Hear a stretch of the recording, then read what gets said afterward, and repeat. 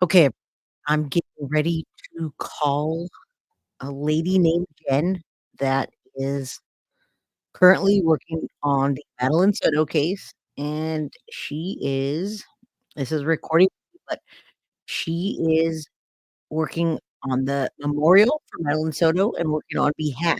So let's give her a call, okay, and see what happens here. Let me, call her and put her on speaker.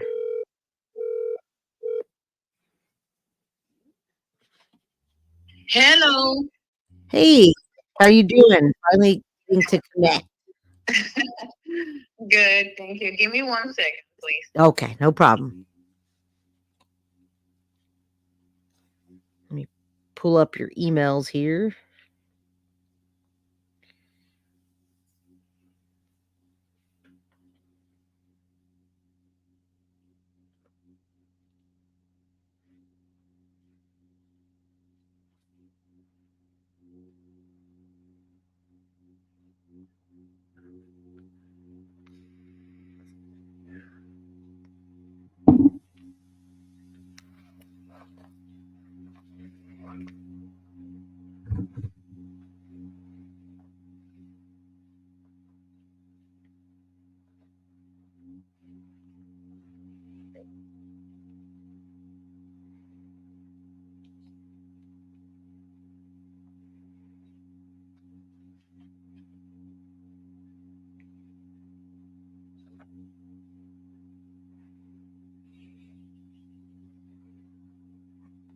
All right, we're on pause for a second. I'm on hold. Hi, Jay. Hey, Nice meet. nice to talk with you. Do you like to go by Jen? Jenny. I Jenny. mean, Okay. it's okay. I just want to make sure I call you the right name. My name's Janine, but I go by Jay. So yeah, I just want to make sure calling you what you want to be called by. And yeah, I'm calling you because I mean, wow. It seems like you have information and you're there on the Madeline Soto case. Everybody's interested in what's happening, and what's next. Oh yeah, yeah. So, yeah, tell me So a little bit about what you do. okay. So I, through all my life, I have conducted humanitarian work. In one way or the other. Right. When I was serving in the army, I conducted humanitarian work as well, volunteer work as well. Um, Prior to serving in the military, I conducted humanitarian work through missionary trips. So I've always been interested in involving myself and exposing my children to how important it is to be of utility within the community or in whichever capacity. I mean, I was a teen mom and I know how difficult it is to not know what resources are out there whenever you need help and support. Right. So it's always been critical to me to feel useful or to help in whichever shape or form I could help. Um, in this case in particular, I decided that we were not going to work with any nonprofit, although we do have a really good, beautiful nonprofit organization that, should resources be needed, they are willing to provide such resources and they are free of charge. Right. We're talking about legal aid, we're talking about counseling, crisis intervention, and a bunch of other resources that the nonprofit has. However, when I got word that two fellow veterans were uh, facing tragic loss of their daughter under inhumane circumstances, when I got word on it, decided to go to the memorial, and I noticed that some items were being accumulated on the site, Right. and that the items were laying on the ground. Right. And it was in rough shape. To me, the first thing that came to my mind was the fact we had back then a voiceless victim who was a minor, and that this memorial is not a symbolic one. Right. There are different types of memorial. This is an on-site memorial. Now you talking meaning the one that for the one for Madeline Soto? Yeah, Okay. the Maddie's memorial is an on-site memorial, meaning that our voiceless victim was laid last Got at it. that memorial. So it's not symbolic in nature. You're not doing it symbolically. The person was actually laid last in such premises. That makes So sense. dignity becomes a big factor when you are servicing a a victim that had expired. Right. Because there are different types of victims. There are, victims who are alive, voiceless victims that have expired due to violence. So it was critical for me to handle this, so that another factor is the people that were visiting. What population is most prevalent at the memorial. Right. So I started noticing that children would come from children that are attending the middle school, Hunters Creek Middle School. And there were young children as well that did not attend Maddie's school. There were seniors attending. In fact, there were 2 seniors that came to conduct a rosary for Maddie's peaceful rest. And one of the ladies asked me if I could bring her a chair the following day. Right. Those days were extremely hot. We experienced extremely hot weather here in Central Florida. So I was a little concerned about them because when I'm telling you senior, one of them is 79 years old, and the other one I believe is 67, if I'm not mistaken. Right. Well, to make the long story very short. No, I want to. I have questions too. So when you're done, I have questions for sure. I looked at. I police called the area. I determined what materials and resources we were gonna need, and I tasked myself with not using the nonprofit, because sometimes nonprofits could tie your hands and your mouth for political and funding reasons. Right. And that is just the nature of it, and there's nothing wrong. I do understand them, because that's how the government is. Yeah, no, I understand. Yep, I work with them. Becoming too vocal, then you will suffer when funding season comes. So I wanted to have freelance in here in this case, because I had a feeling when I went through Stefan Stern's Reddit, it took me only a minute to understand that this case was not going to have a positive outcome. It was not. Wow. So then I went to Jennifer Soto's Instagram. I did not record or take pictures of her media or nothing like such, because it was it was Instagram. I didn't want to do that. But I just wanted to have like a general survey of what I was getting myself into. Right. What did you feel about hers? I mean, honestly, what did you Stefan Stearns we saw right away, and when I went to her Instagram, I did notice a couple of factors that were very concerning to me, extremely concerning, unsettling, and I will tell you, let's put a pin on that before I lose my train of thought. Yeah, because sure. It's a lot. It's a lot that we have to cover. So I tasked myself with getting immediate resources so that I can at least take care of the most important factor in terms of the victim. Right. Well, our victim expired, so the most that we can do is to service the memorial so that it can represent the victim in a dignified and respectful manner.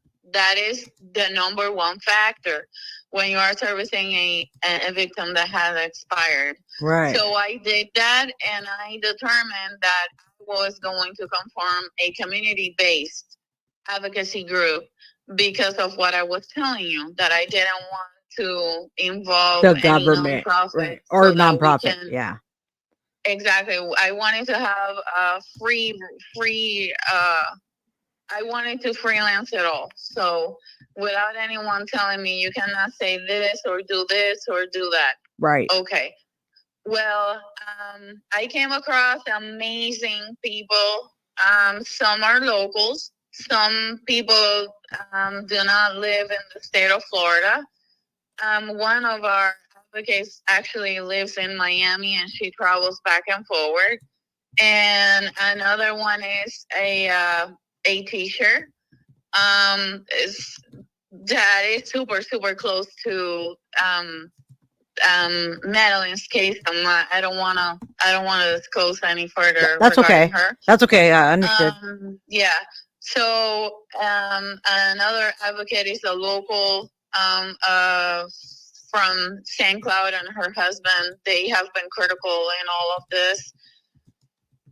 Another one is a neighbor from nearby, and they are all amazing people. Like, I confirmed a very proactive, hands on deck. I mean, Right.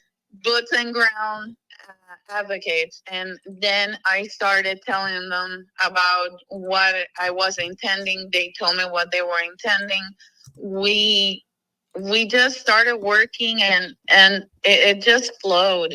I feel like we've been working all our lives together. I mean, Yeah. and it is for a greater cause. So I think that played a huge factor in all of this. Like, there is not a single moment in which we have not found ourselves at par. Right. We are very sympathetic of one another. I did, exercise a lot of reservations in a lot of things, because as soon as I summoned people and I posted the WhatsApp group for the advocacy group on Madeline's Facebook page, a lot of people started requesting to join the chat. But since there was a very good, nice group of advocates that I had already conformed, right, then I stopped receiving requests, because I do have to protect my fellow advocates. I mean, we are absolutely. dealing with a high profile case. A lot of things could go wrong in here. You don't want a lot of people handling the on-site memorial. No, too many.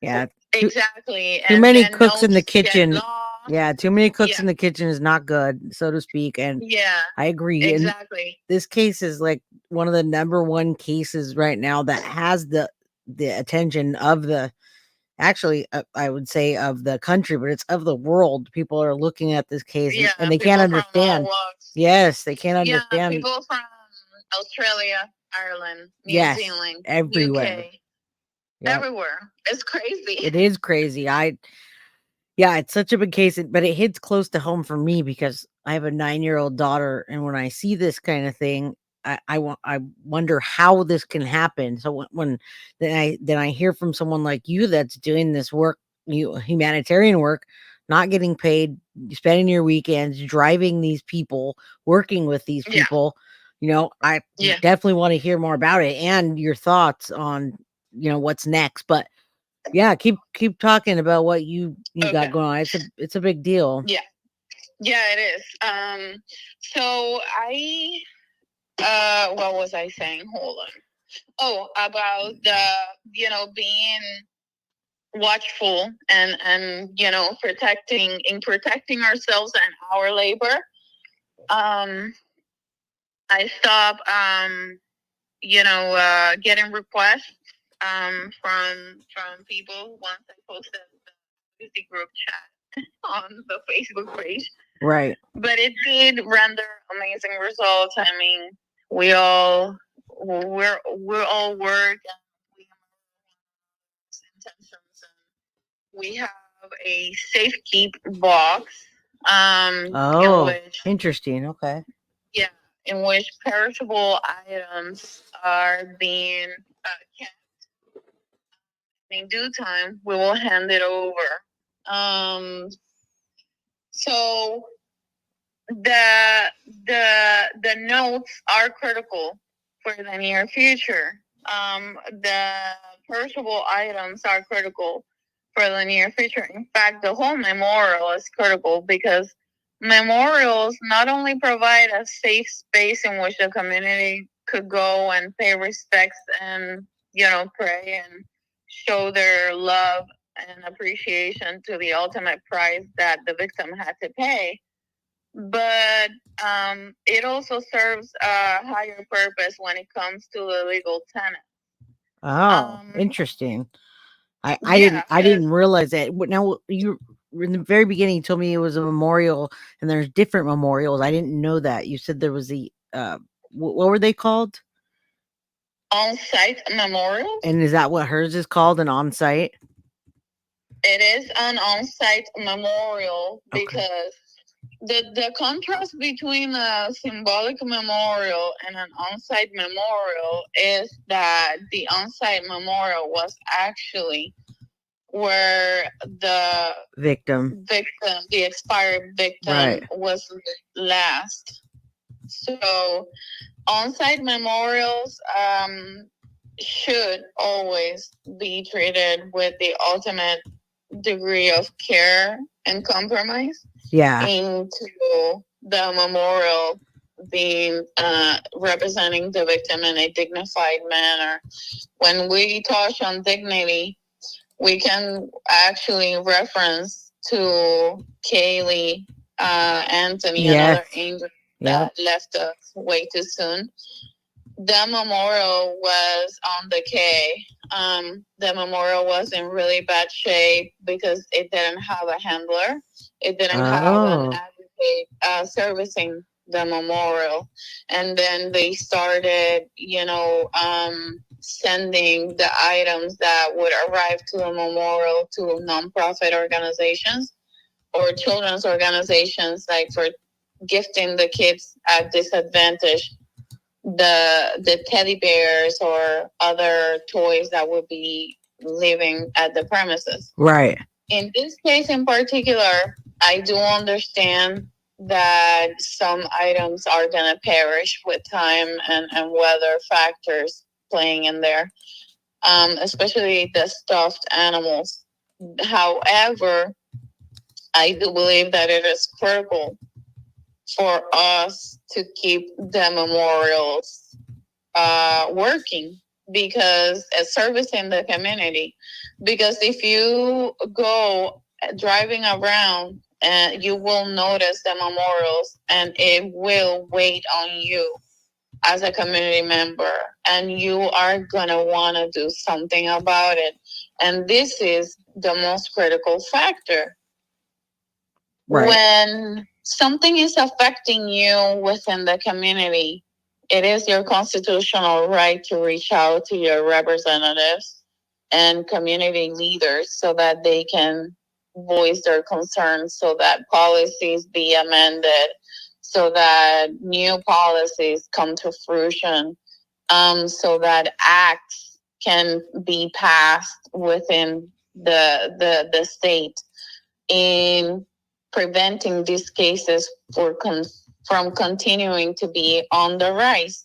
Right. So when you do not get affected by something that has been taking place within your community, you are not going to be as eager or as engaged into doing something. Understood. Yeah, understood. I covering this case now because it's so close and it moved me, and then obviously my community wanted to see. I'm in California, so it's really far.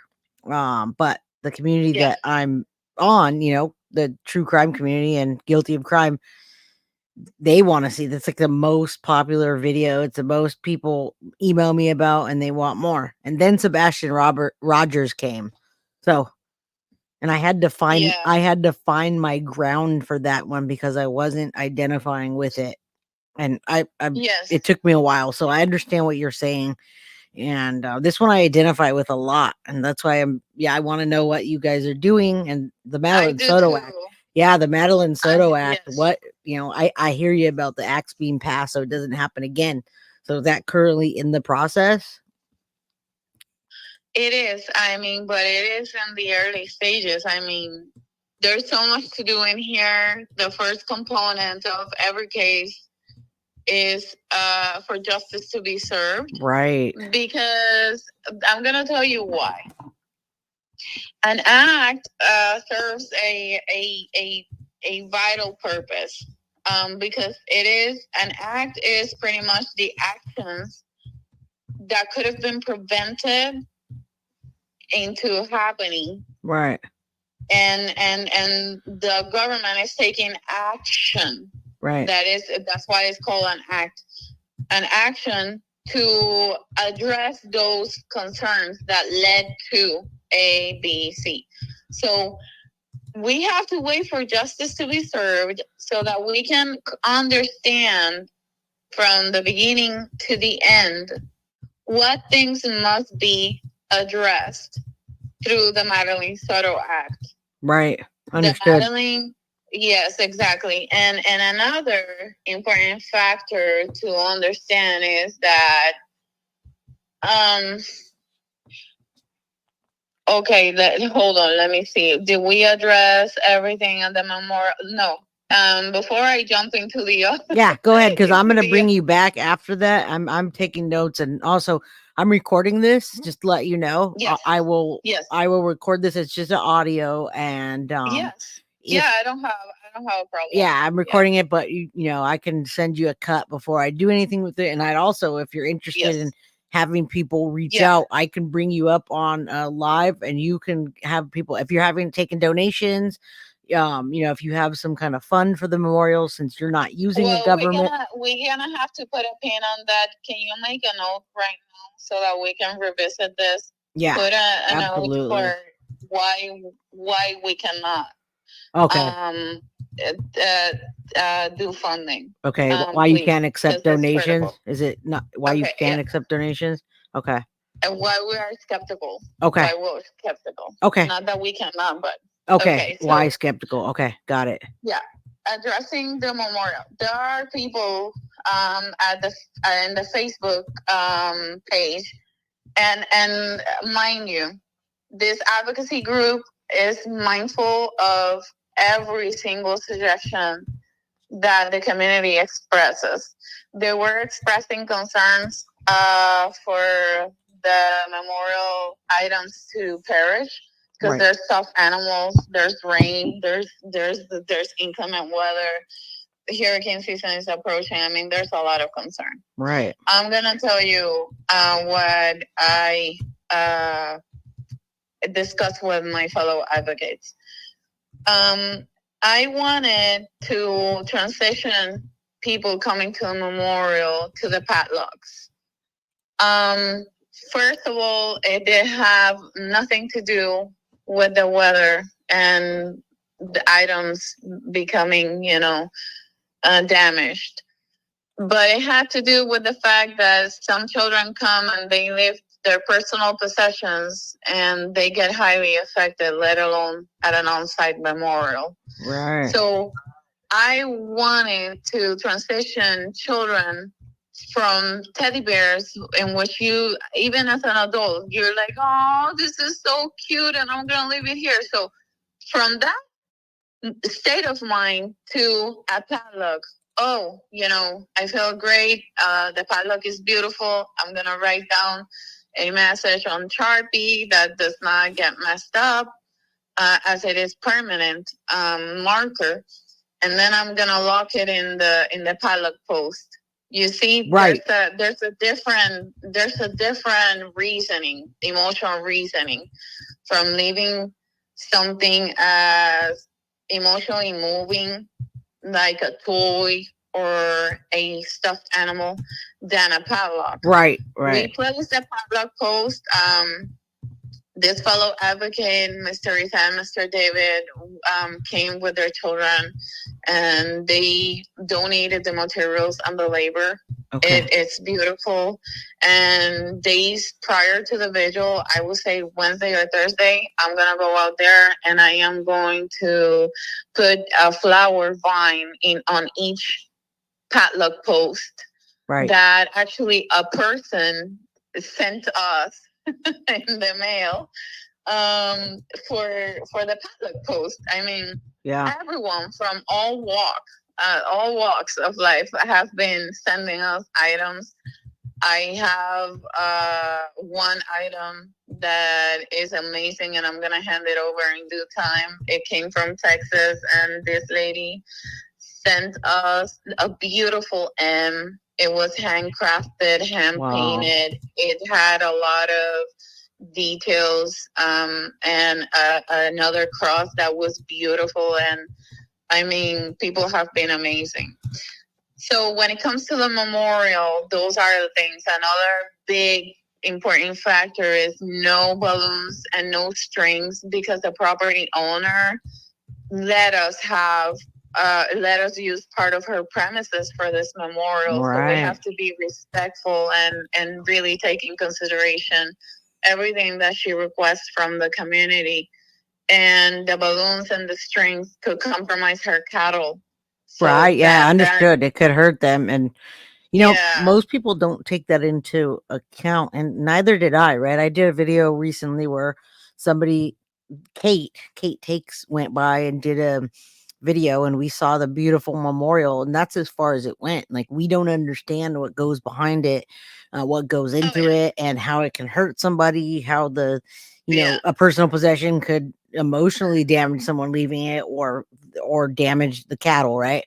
So we don't Exactly. think about that, unfortunately, being on the other side of it. So I appreciate you Yeah. letting us know, like, where it's coming from and how you're doing it and why. So Yeah. humanitarians are And this is important. a working farm. Yeah. Right, understood. I didn't even know. I'm not from that side of the country.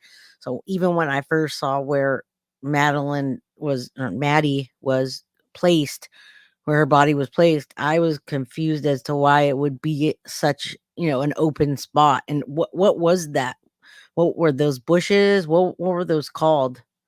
I'm so confused what that The was. It's bamboo a bushes. bamboo. Okay. I don't see those kind of things over here. So they're bamboo bushes.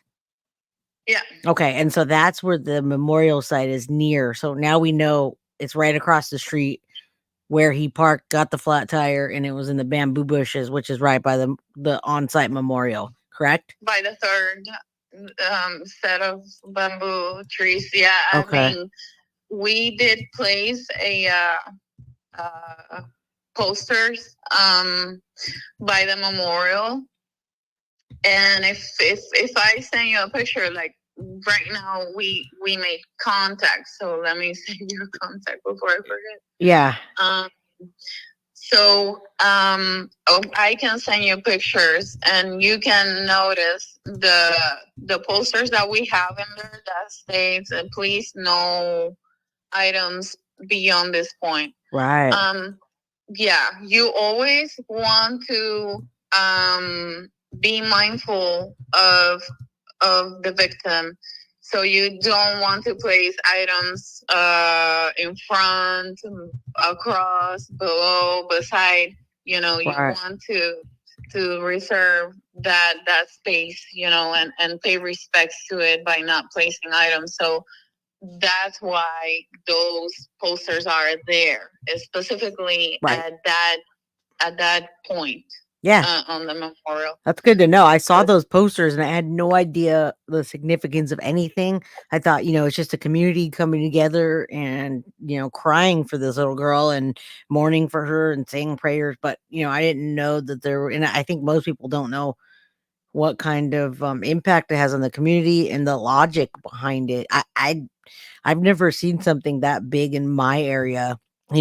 I was around when the Night Stalker, that kind of thing happened. I lived in Los Oh Angeles. Lord. Yeah, Night Stalker and the Lacey Peterson, Scott Peterson case, but we didn't have anything that was definitely on site like that. Anything near this Yes. magnitude. So yeah, I appreciate There that. are humanitarian and ethical factors, definitely, that any advocate should, abide by and exercise, consideration. Absolutely. And that's why, like, every single aspect of the memorial is critical to us. And my fellow advocates, and myself, we're constantly in communication pretty much every day, several times a day, in fact.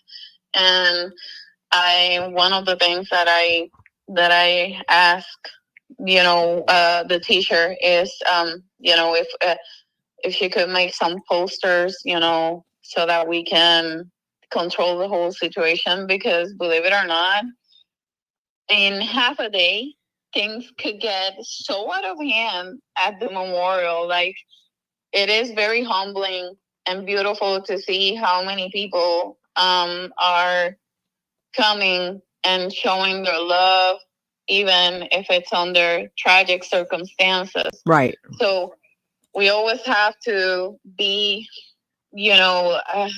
pretty much at the memorial during this stage, which is so Right. recent, and even a month and change after the facts, people continually come, especially when there is an update. Right. I Yeah. do have video that I can share with you of people actually coming. The last update that we made.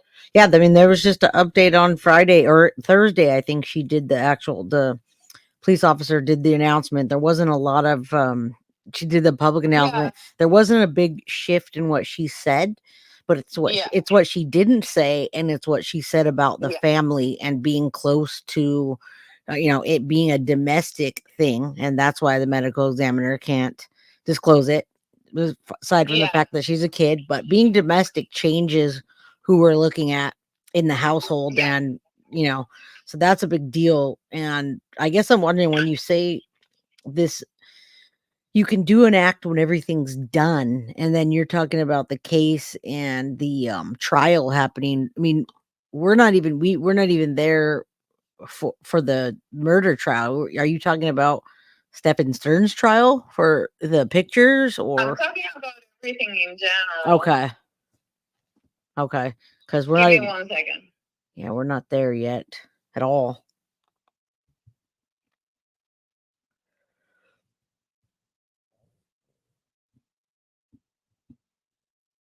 Yeah, it's interesting.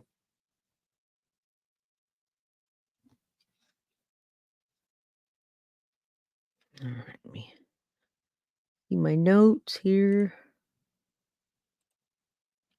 I'm sorry. You're okay. You're okay. It's Sunday, and we have the vigil coming up next Saturday, and people are calling me. Okay. So, like I was telling you, when we touch on the subject of the Madeline Soto Act, there are several factors to take in consideration. Like I was telling you, an act is a set of actions, right, that the government and pertinent agencies will be setting in place, as it might have led or contributed in one way or the other to the tragic event. Understood. So in this case, there are several things that must be considered, not only from the parental standpoint, but from the legal standpoint. For example, there was a picture that got leaked. Oh no, are you talking from the sheriff? There was another picture posted from a lady that was posing with Stephen Stearns in the background. Yep. So I got that one. Yeah. The response time frame, which personally I can tell you that at 7 o'clock approximately or so, because we do not know anything in concrete at this point, but 7-ish, the family from the mother's side contacted 911 in 3 different occasions. So the law enforcement provided a statement that is public by now. Yeah. I mean, and that is public information. And if you notice, the law enforcement officer stated that at 7:48 he arrived. Okay, that's good. That's more or less an hour. Right. Considering, I know that you don't belong to this community, but you have no idea how the county is like. This county is one of the busiest counties. No, I'm in San Jose, California, and they take hours to show up if something happens, and it doesn't matter what it And is. that So is I the understand. nature of the beast. Yes, I mean, I understand. I am not stating like I would want ideally. Right. I would want law enforcement to show up within minutes. Yeah, but that's just not that's not real. It's not realistic, Jay. It's not realistic. It is not understand. I like I said, my San Jose has like 1.3 or 1.5 million people at this point, and so we're close to. I don't know what Florida has, but do you know the population there? The population in Orange County. Hold on. Yeah, I'm curious because that makes a big difference on what the police force can do, what they can't. I think an hour is a reasonable time for them. The Orange County back in 2023 was 1,480,000 with 500. Okay. 80, okay. So that's a lot of people. And then when it comes directly to Kissimmee, what county is that called? Kissimmee metro area. Okay. We're talking about 598,000. Right. Yeah, that's a lot. And it has an increase of 3.97%. So you can imagine these are metrics that are average. This is not a set statistical value. Right. No, understood. That is something that we must, understand. But that only tells you this state in itself is so overpopulated. No, I mean, I understand that. This is when you have to understand the dangers when it comes to demographics, overpopulation. What should we be mindful of? What are the initiatives that we need to take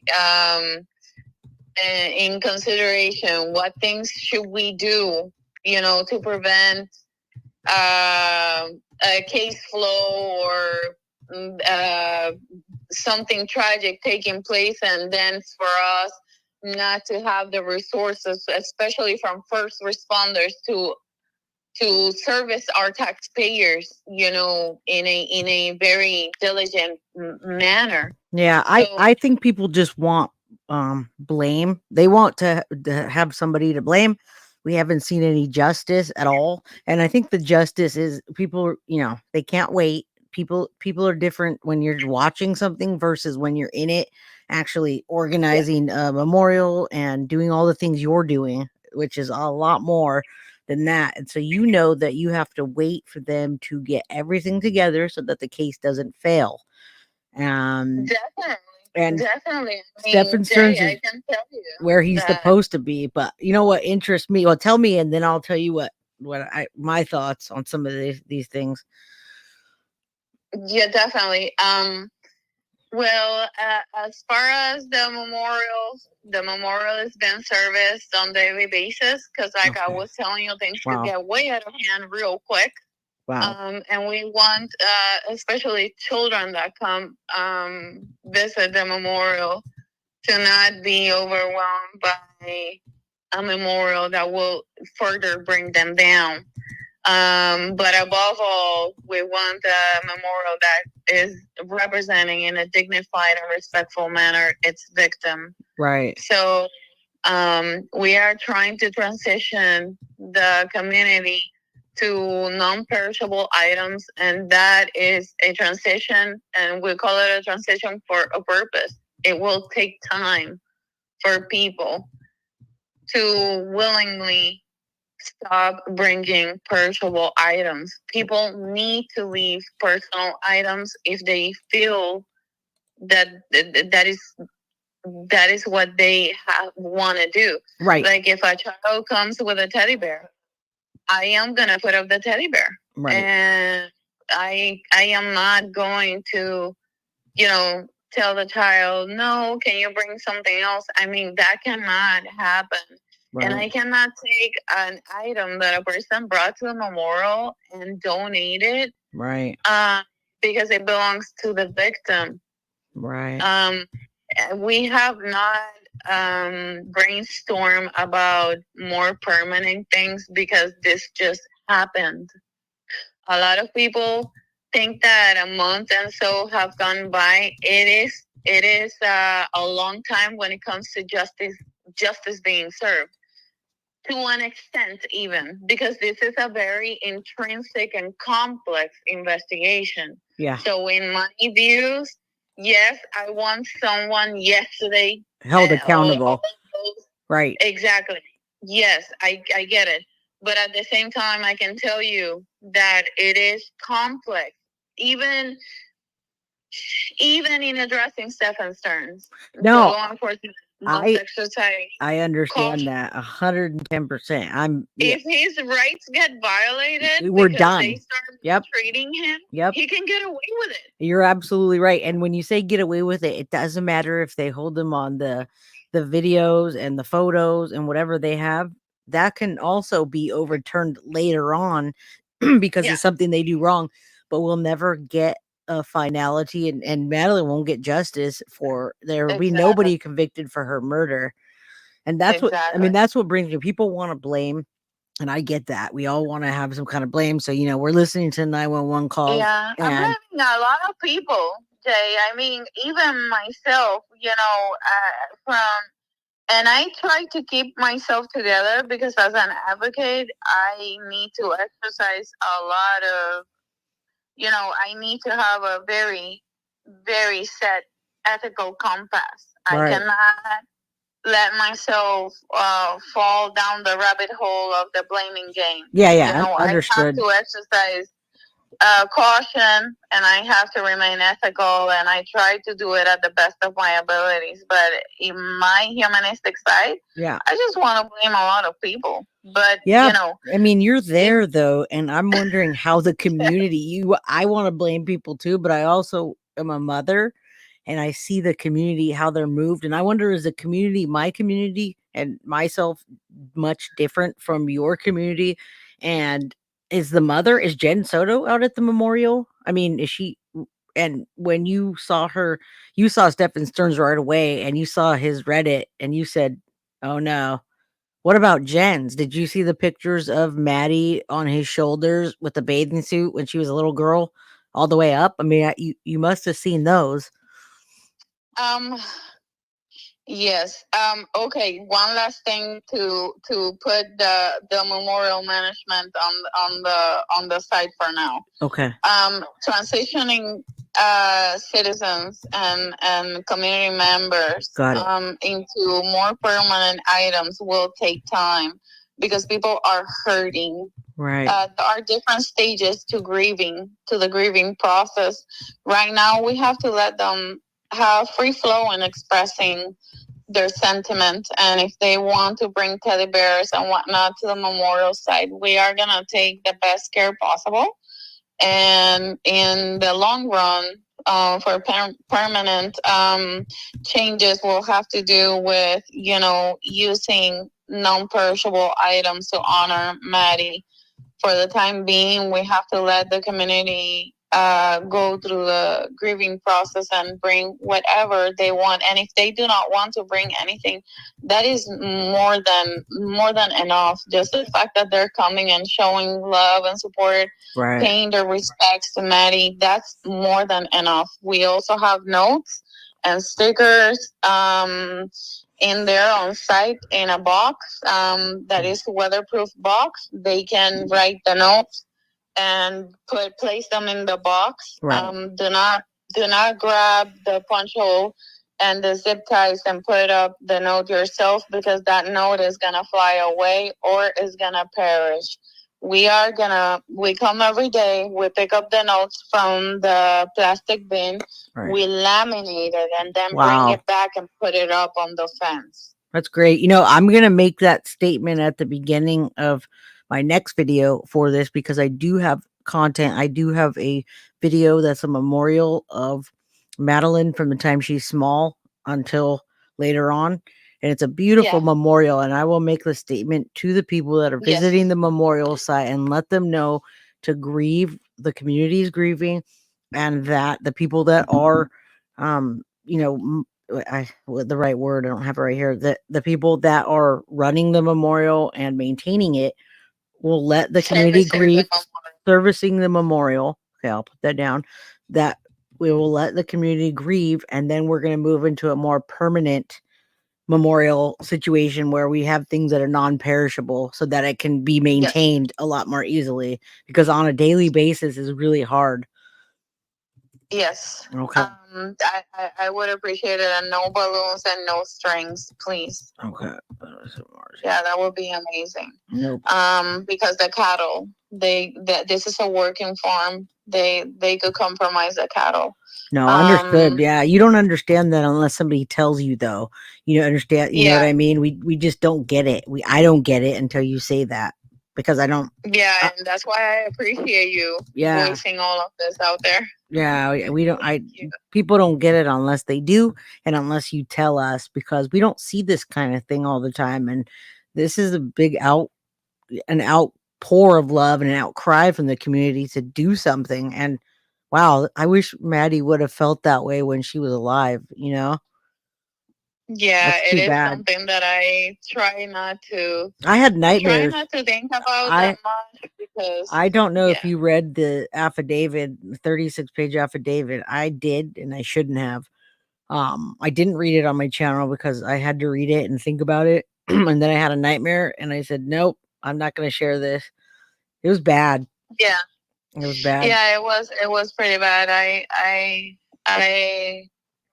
I took my time in reading it, and I can tell you that in the beginning, when we started servicing the memorial and we brought the bench for the ladies that were conducting the rosary, and Miss Teresa and Mr. David, the ones that donated the materials for the potluck post, they did also donated the umbrella that you see at the memorial, right, to provide shade to the senior members of the community that were coming and praying for a peaceful rest.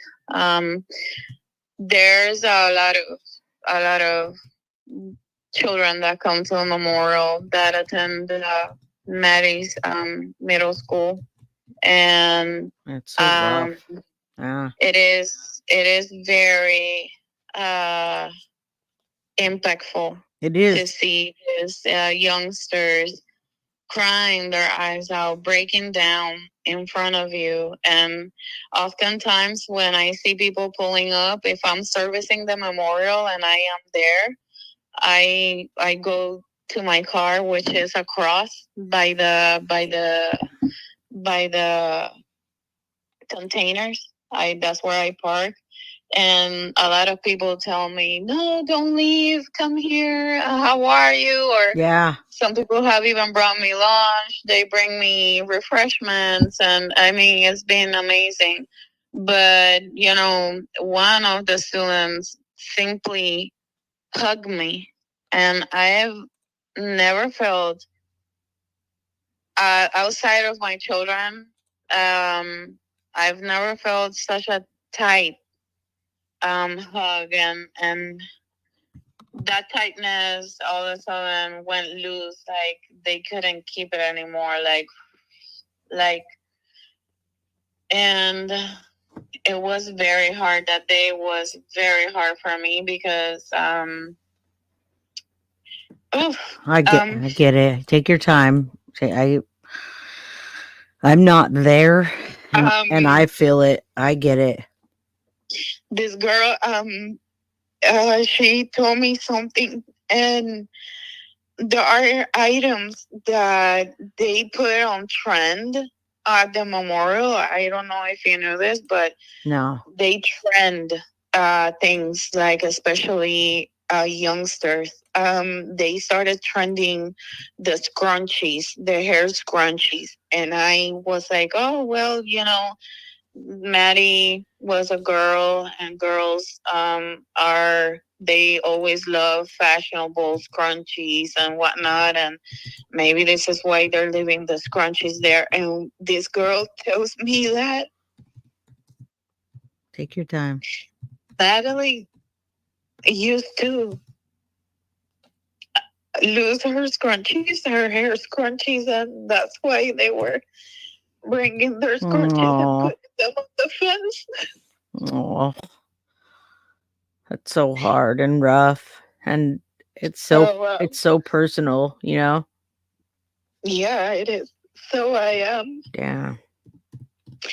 she left her scrunchie, and as a mother, it just hit me. I wouldn't want my daughter to go through such a painful situation, and I right there with you. I have a 9-year-old, and it's way too personal for me. But my personal closeness comes with a sort of vengeance to want to see this through and have the people that are responsible be held responsible. The notes, I don't, I laminate notes, but I have this amazing fellow advocate, and she's the teacher. She's very crafty.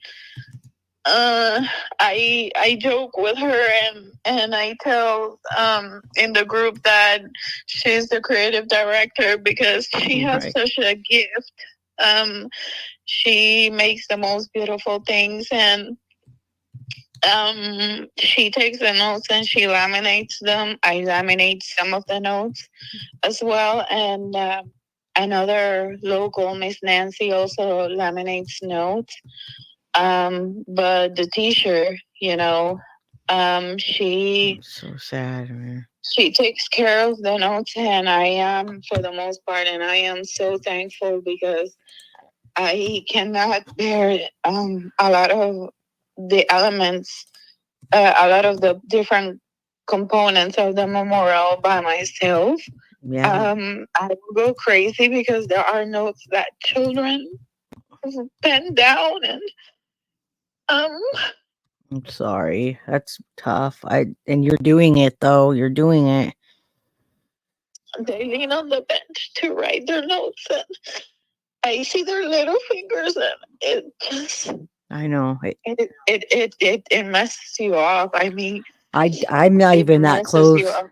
I'm not that close, and it's messing me up and driving me to do what I can. So I understand. It's so hard. Yeah. How long did it take you to get out there and start? How long before when the memorial came and that you caught on to what you needed to do and how to help? Like I don't know.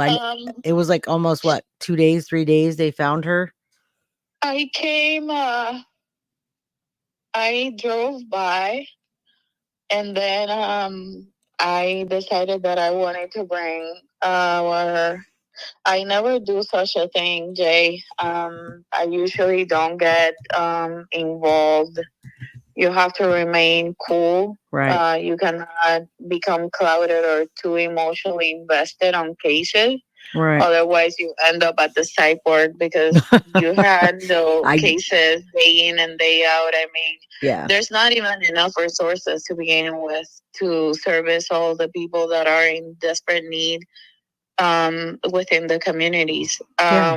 Imagine how many So other kids. this is why I try to remain, within the veteran population. I service veterans, homeless veterans, veterans at disadvantage, or Right. IPB veterans. And I also service cancer patients, cancer survivors. I've worked with cancer survivors and cancer patients years ago. I became involved in my first case because a fellow friend of mine who's a news anchor, no, she was a news anchor, um, for Telemundo, Right. and Right.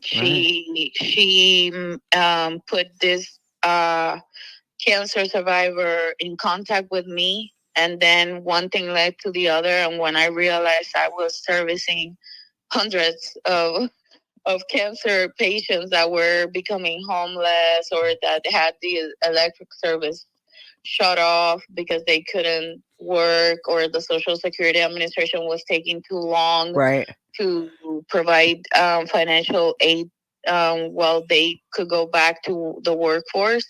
So I try to stay away from children's cases. So how'd you get on this How one? Yeah, however, look at me. And Yeah. however, when it comes to this case, um, they gave me word on two fellow veterans. Right. Um, and when I learned about, their daughter, I was like, Lord, what should I do? I was praying. I had been praying for some time by then because I was going to make a professional decision. Wait, they're And veteran. Wait, the veterans. That's their daughter. Is that what I'm understanding? yes, yes, because Madeline's father is a veteran Marine, and the Oh, stepmom I is I didn't know an that. Air Force vet. It's an Air Force vet. So when it comes to them, the only thing that I am going to tell you is that I made contact with them Okay. to provide services as an advocate. And all I can tell you is that this is not my story to tell. No, yeah, I Um, understand. Understand. You don't have to However, elaborate too much. I'm just I curious. can tell you that the father and the stepmother are, and the whole family from Madeline's father's side. Right. The whole family from Madeline's father's side are beyond repair. They are highly affected, and in due time, they will establish communication.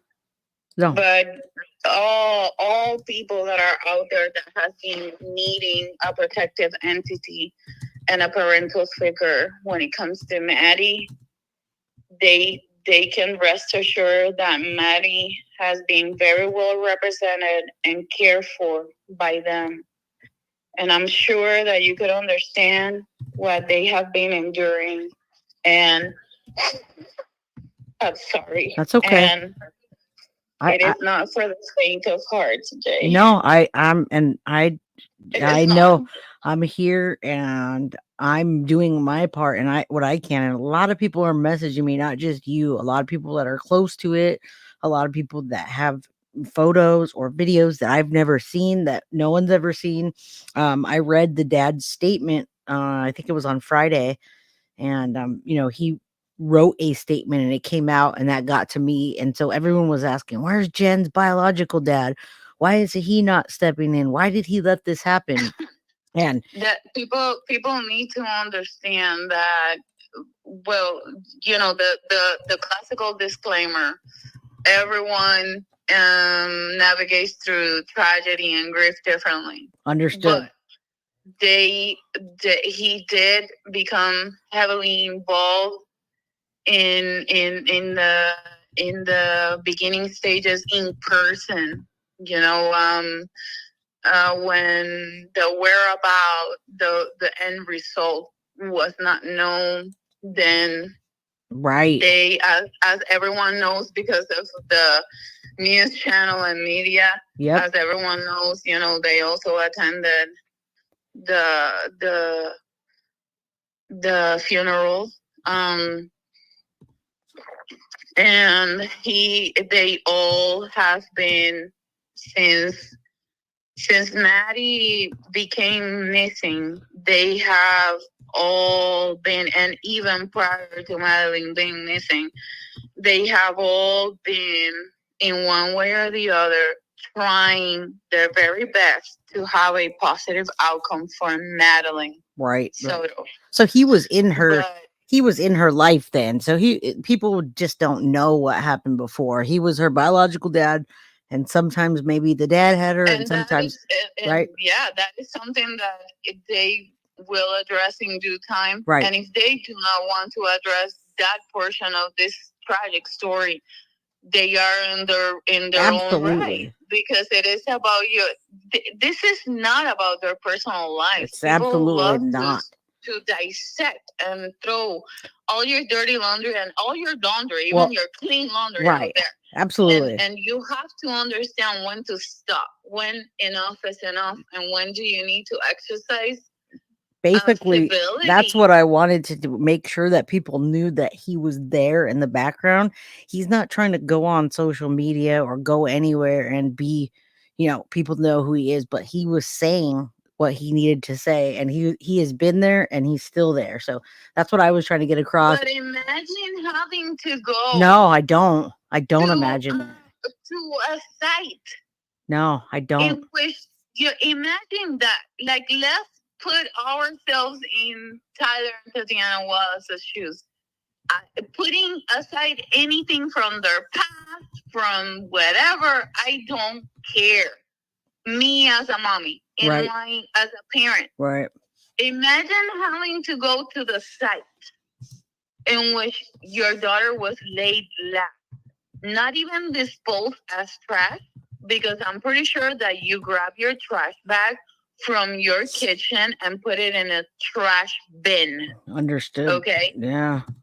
Instead of a trash bin.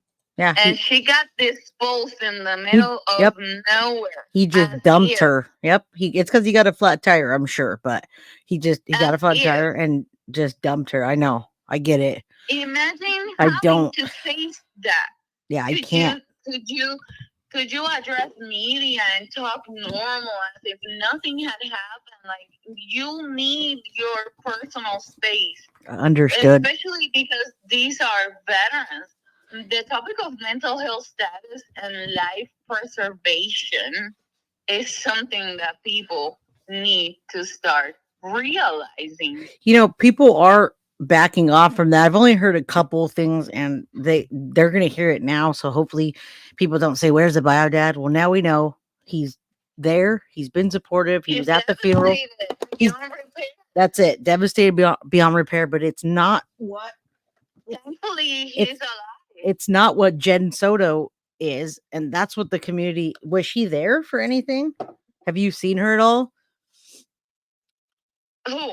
Have you seen Jennifer Soto at anything?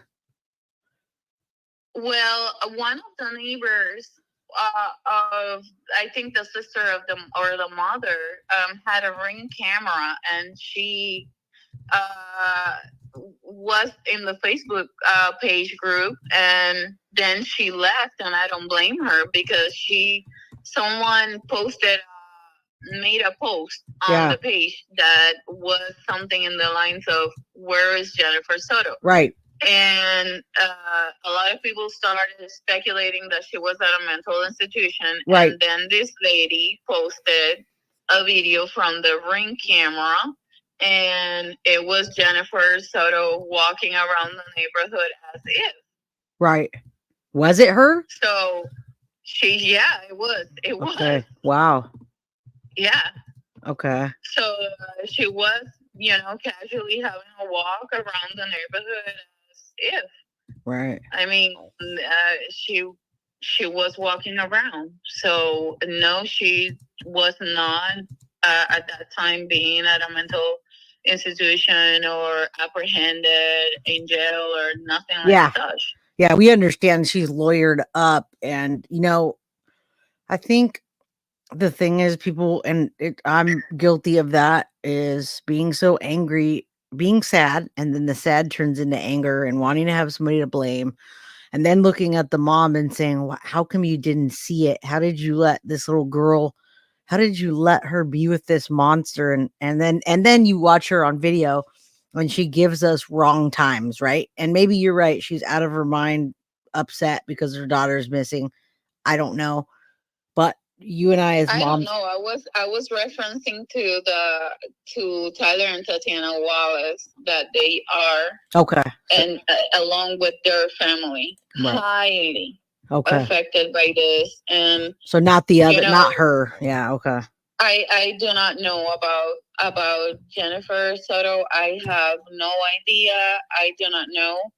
I am gonna make this very clear. If they come to the memorial and I happen to be there, they are going to be there, and they are gonna do whatever they want to do at the Right. daughter's memorial, and Absolutely. I have nothing to say about that. I mean, I have to remain Neutral. Yeah, we're neutral ethical. and neutral. However, I can tell you, I cannot tell you as a psychologist that I am, because that would not be professional in any shape or form for me. Right. Absolutely. But as an individual that has knowledge and a vast background of several years, Right. I can tell you that children who have been CSA'd Right. early on in life, oftentimes remain quiet until they reach a degree of sexual maturity and cognitive maturity to understand that the social norm Right. significantly differs from the norm within their home environment. Right. Most of the CSA cases, and this is empirical evidence, peer-reviewed empirical evidence from millions of cases. Right. Understood. Oftentimes, the abuse is identified by the caregivers, whether it be in the home environment, in the school environment, or in daycare. Yeah. Oftentimes, it is those around the immediate child that pick on the behavioral cues, as well as cues like from their daily living. Right. For example, a lot of mommies would notify authorities whenever they would notify someone close to them, and then that second party will be the one calling DCF, the Department of Children and Families. Got it. When they conduct laundry. Yeah, it's hard to see outside of ourselves. Exactly, because they notice in the underwear that things are potentially wrong, that the child. And even outside of that, I got to be frank with you here. I have a 9-year-old, and just before I came on, she had asked me to help her clean herself, and I do that. I bathe her still. I make sure she's showered properly. I make sure she's maintained. Do you understand what I'm saying? And clean, yeah. So she keeps Definitely healthy. I take her to the doctor and they check, and she's 9, yeah. And she still comes to me and says, "Mom, can you help me clean myself?" So I make sure I look at and, know that she's healthy everywhere. So exactly. I'm being real honest with you about that. And I just can't understand somebody that doesn't like how it can go that long. But I guess that's just me. Yeah. But most of the cases, definitely, Jay, most of the cases specifically CSA are brought up or brought into light by caregivers or authoritative figures, outside people of from the immediate environments, as opposed to the child per se. Right. Because young children do not have the cognitive reasoning, developmentally speaking, to understand to the fullest extent to what they've been subjected to. I understand, and she was small. If we're right, and it went back to 2018 that he met Jen, then that means that it's been a norm inside of the house for a while, and so she wouldn't. I don't know what her personality is. She seemed like she had a lot of friends, and she was very smart versus what we're hearing. So, but I don't think she would have said anything either.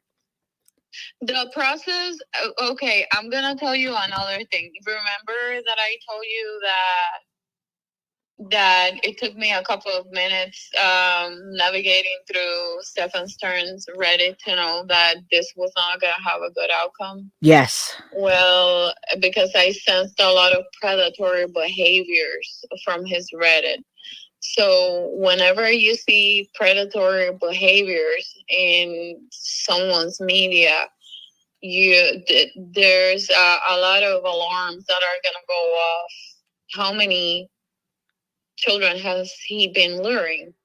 Second of all, where is cyber security when it comes to media? You know what? I wish there was, but that's why people go on to Reddit, because they don't check any of that. On Reddit, you can find pictures of dead bodies. You can find pictures of different kinds of awful things, honestly. Exactly. So Reddit, that's why he was on Reddit.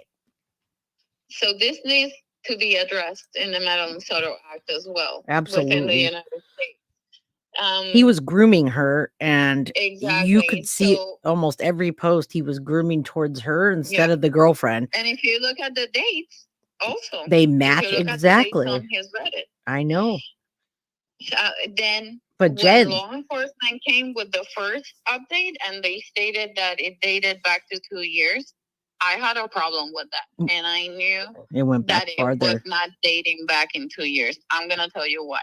Tell me. If you go, and I can send it to you. Yeah, send me anything you have to back up what you're saying. You know, everything you're saying, it lines up.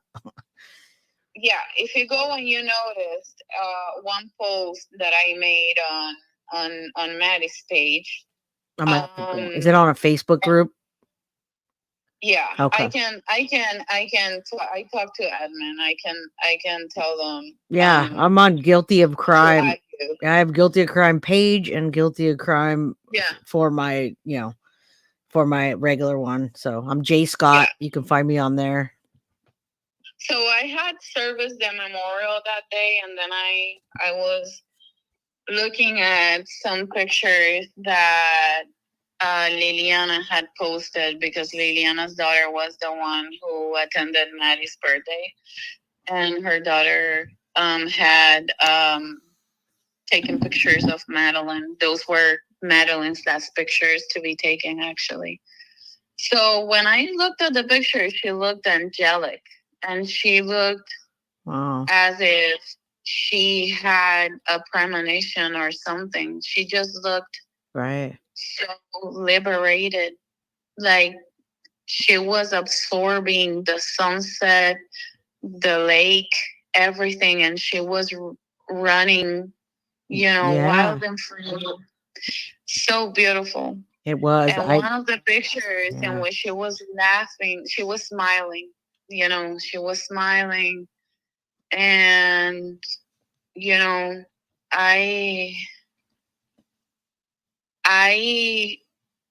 didn't know. Look, I think I got. Okay, yeah. Yeah, it's so heartbreaking. I saw the picture in which she was laughing, and I couldn't sleep, and I didn't know what was going on. Why wasn't I being able to sleep? I knew that it was about the case. Okay, I know that this had to do with the case, but it was so troubling. Like, I had to get up actually and start my computer, and I started conducting research. And yeah, I took screenshots, and I'm gonna send it to you. Yeah. So I bet. I was like, look what I said. I was like, um, I couldn't sleep. I had to know, how was she able to smile? Then boom, I got a potential answer and decided to share it with you. That's what I stated in the Facebook page. Wow. Resiliency studies date back to more than 50 years, and they produce a framework on how individuals could adapt. They adapt to threat and hardship in life, contingent to internal qualities of the individual. Right. So the process of normalization of abuse, you know, details and expands on the years of grooming and conditioning that usually take place when it comes to addressing children. So when law enforcement stated that it was only 2 years, that dated back to 2 years, I that was one of the very first updates of the case, and I was like, no, it wasn't. Yeah, it must have been more, because for this child to smile and glow, yep, the way that she was smiling during those last pictures, it details another narrative that is way different and beyond 2 years of CSA. And you saw that now, right? You went back and you saw that she had, since 2018, she had some sort of relationship. You can see that on social media. If you watch Plunder, and yeah, you can see that she was a little girl. It was not 2 years. Yeah. So what are your qualifications, real quick? You're a psychologist or psychiatrist? No, psychologist. But I'm not telling you this within my professional tenets. Yeah, understand. I do not know these people. I have not conducted psychological testing in any evaluation whatsoever on Madeline, and it would be extremely unethical and unprofessional. It's just that's what you're talking to you from my what. But you're educated. You're an educated woman. Exactly. You're not somebody that's just coming on there and saying this stuff. And that's fine if you were. If you were, that would be okay too, because I'm not a psychologist or a psychiatrist. I'm the COO of a mechanical engineering company, and I want to see justice. So I'm none of these, but I'm an educated woman, and I have children. As an educated woman, I can tell you that the normalization of abuse and CSA in children take a long time. And usually when you see children approaching their early teen years, right, who exhibit this type of behaviors, smiling, being friendly and whatnot, despite the circumstances, you have to understand that these children have normalized this process, and dissociation is a survival tool that they intrinsically resort to so that they can endure what they endure day in and day out. And I understand that. I have somebody, I won't say the person's even relationship to me, but I have somebody really, really close to me, put it that way, that happened to at the young age by their sister's husband. And yeah, so when I talk to her about it and she tells me, and such a young age and all the stuff, and it's hard to even like digest it because this person's so close to me. Yeah, it became normalized. It is. And that's why I've been so cautious so long with my kids. I have a son, and I never let him stay anywhere. He's 24 now, but I was afraid for that to happen to him, you know?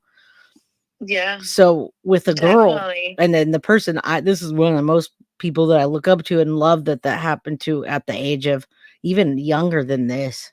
And she thought she was pregnant, but it was her um what is that? Not gallbladder, but when you get that Oh, the appendix. appendix. Appendix rupture. So Yes, in the middle of that happening, her appendix almost burst and she almost died. But she couldn't tell anyone because she was afraid that somebody would see what was going on and what was happening. So she thought she was pregnant. And you can't even be pregnant at that age when you don't have a period. But just imagine being that confused, that young, and that happening to you. So I've been aware of that since I was really young and super cognizant of it and not being around men, always locking my door, not even around my brother. Do you know what I mean?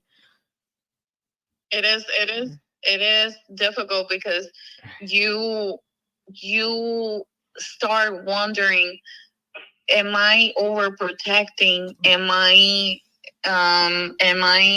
disservicing my child by not allowing them to develop Right. social skills Oh, and to have a but normal now I life? know my son's 24 and he's a beautiful man with beautiful friends and a beautiful life. So I know that he's good Yeah, and this I is kept your him case. safe. Yeah, Yeah, he's this and is your personal right. journey, but a Right. lot of Some parents in people here yeah, that's not what I that do. come to a memorial, they're like, what am I supposed to do? Yeah, you know what you do? You get to know the parents and you bring the kids to your house if you can. And if the parents won't let them come to your house or they won't let you be there, then you don't hang out with them is what you do. Mm-hmm, That's what I do and I still do that. I'm overprotective, but you come to my house. And if not, you yes. want my daughter to come over, I'm going to hang out there the whole time until we leave. Yes. That's what I do. Oh yeah. I make myself I Definitely. make myself Definitely. miserable sometimes where I'm sitting there for 2 hours talking to nobody just to let her play. And some of the parents don't even speak English and I'm just sitting there letting her play with her friends and I don't understand anything, but I understand I'm protecting my daughter. So, Exactly. And you can find things to do and I while do, you're yeah. attending activities, Exactly. like brainstorming prior to being there, So if you want to add and yeah, being miserable. if you want to I'm not really miserable. I entertain myself, but I also interact with the kids. I talk to them about things and I make sure that I Yeah. get to know them and their parents as much as I could. So when people don't know what to do, what you do is you insert yourself into your child's life and you make sure you know the people around them very well. And you make it known Yeah. that you know everything about them and you talk to them. You let them know that you're right there, you know? Yeah, I'm a kid at heart. Yeah, I'm a kid at me heart, too. and I feel like it's because of the same circumstances that you went through with your own kids. Yeah. Like I would go and attend birthdays, and I would end up, Jumping on the in the jumping on yeah, me trampoline. too. I'm still I doing would that. end up, reading stories or at the pool, the ball with the balls. What is that called? Oh yeah, it's the jump like the yeah, we don't do that anymore, but yeah, in the ball pit. The ball Yeah, the pit. ball, but Yes. now it's the trampolines and I'll go jump on a trampoline or cuz my daughter's coming up on 10 now, so they think they're really cool now and they got the cooler stuff, but Yeah. I make So my presence known. yeah, I can relate totally. I was a hands-on mom, and I am still a hands-on. My children are all grown. My oldest one just turned 30, thank God, and I feel like if I was close to my children, I feel like right now we're like tied to the hip to one another. I Yeah. mean, and I try to, comfort them because, they're like, oh my gosh, when I have a kid, I don't know what I'm gonna do. I don't know if I should homeschool, if they should attend a regular school or a private school. What financial preparations should Right. we do prior to having the child? And I talk to my children very often about all sorts of topics.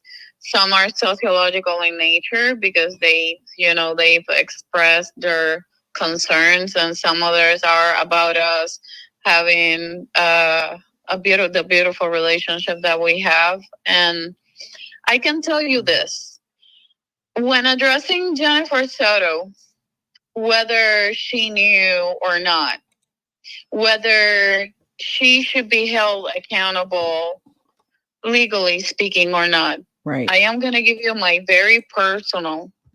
This is me, Jenny, talking to you. This is not the psychologist talking to you. This is not the advocate talking to you. This is me.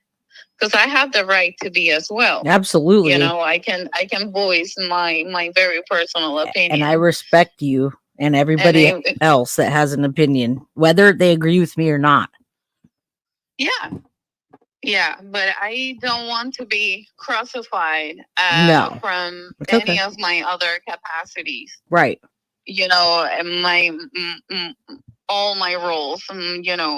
This is my very personal opinion about it. And my personal opinion, of course, is biased, and it is contaminated in one way or the other. Right. Because I do have a professional background in the field, and I also have a professional background as a humanitarian.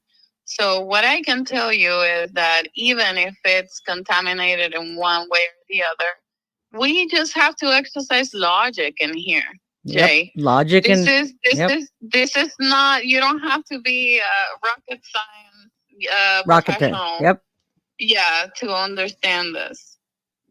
Jennifer Soto, one way or the other, should definitely respond to the legal system, because this had an early onset on Maddie, meaning it has been years of abuse. Yep. That while the child, like we were addressing earlier, empirical evidence tells us that oftentimes children enduring CSA do not tell.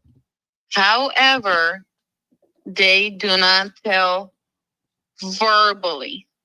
Verbal expression and behavioral output is two different things, like night and day. Right.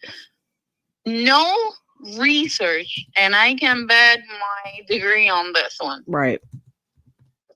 No research is going to tell you that children enduring CSA right. will not have behavioral output. Those children give cues. And oftentimes, and I'm going to tell you this, it within the research community has been debated since, I don't know, God knows since when, that when children that have an early onset of CSA, when it takes place early on during their life, they get diagnosed, and this is a common factor in multiple children diagnosed with CSA, in which a recording of the abuse had taken place and everything was formally presented to the multiple agencies, children and family, law enforcement, right. et cetera, et cetera. So the common factor is that they get diagnosed with ADHD. There you go. That's interesting. Because that's a huge overlaps. Huge key point. Yes, huge key point there. Overlaps. Huge key point. Yes. Yeah. I'm not a psychiatrist or a psychologist, but I hear you loud and clear, and I'm gonna let you finish. There, keep going. Yeah. So when we go out there are databases that are strictly for internal use if you're a researcher. But there are databases that could be accessed within the population, and some of them have very valuable articles empirically driven, peer reviewed from National Institutes of Health and from PubMed as well. ResearchGate give public access to some of their less serious research studies. And multiple research studies Right. had shared common factors. And one of those common factors had to do with the diagnosis of ADHD. Right. Every case is different, Jay. No, I get it though, but important. they need to identify it with something and the child acting out. So when CSA is happening and the parent says, they're misbehaving, they're acting weird, they're doing this, they're doing that, the doctor has to give them some diagnosis. And also sometimes the moms are asking for, sleeping pills or pills to make them better instead of actually identifying what it is. So I know you're being careful with your answer and what you with what you think, Jen Soto. We don't want to disservice our audience, and we do not want to miseducate them. Of course not. Every single case of CSA is different and different. Get it? But some of them share common factors, right, that are furthered in other research studies with future directions. And some researchers have noted that ADHD symptomatology overlaps with symptomatology set forth by children who have endured CSA. Right. My personal hypothesis have to do with inadequateness. When children feel emotionally and physically inadequate, they don't feel comfortable. They become hyperactive. Right. They start acting up because they do not know how to properly express what they are experiencing. Right. And this is why some of these children are misdiagnosed with ADHD diagnosis, but some of them do actually experience ADHD. Yeah, both of my kids have ADHD. But I'll tell you right now, there's no CSA. Have nothing to do with it has to do with their mom. Their biological mom has ADHD, and it's a just genetic thing. So my kids are beautiful and healthy, but they both have ADHD, and we cater to their needs. So I understand that none of that has to do with that, but it overlaps with that, and it can be something that is overlooked because of that. Yes, understand. Yeah, I understand what you're saying. I just wanted to make that clear as day. Yeah, it's very clear. Going back to what I believe. Okay, we addressed that topic. Children do not or may not verbally express to an adult or to any person what they may be being subjected to. Right. But they do always have some sort of emotional and behavioral output cueing what they are experiencing. And you're being careful, you're using the right words. And besides the verbal, you said it's not, if it's not verbal, it's behavioral, but it's also not just behavioral. It's, what is the word?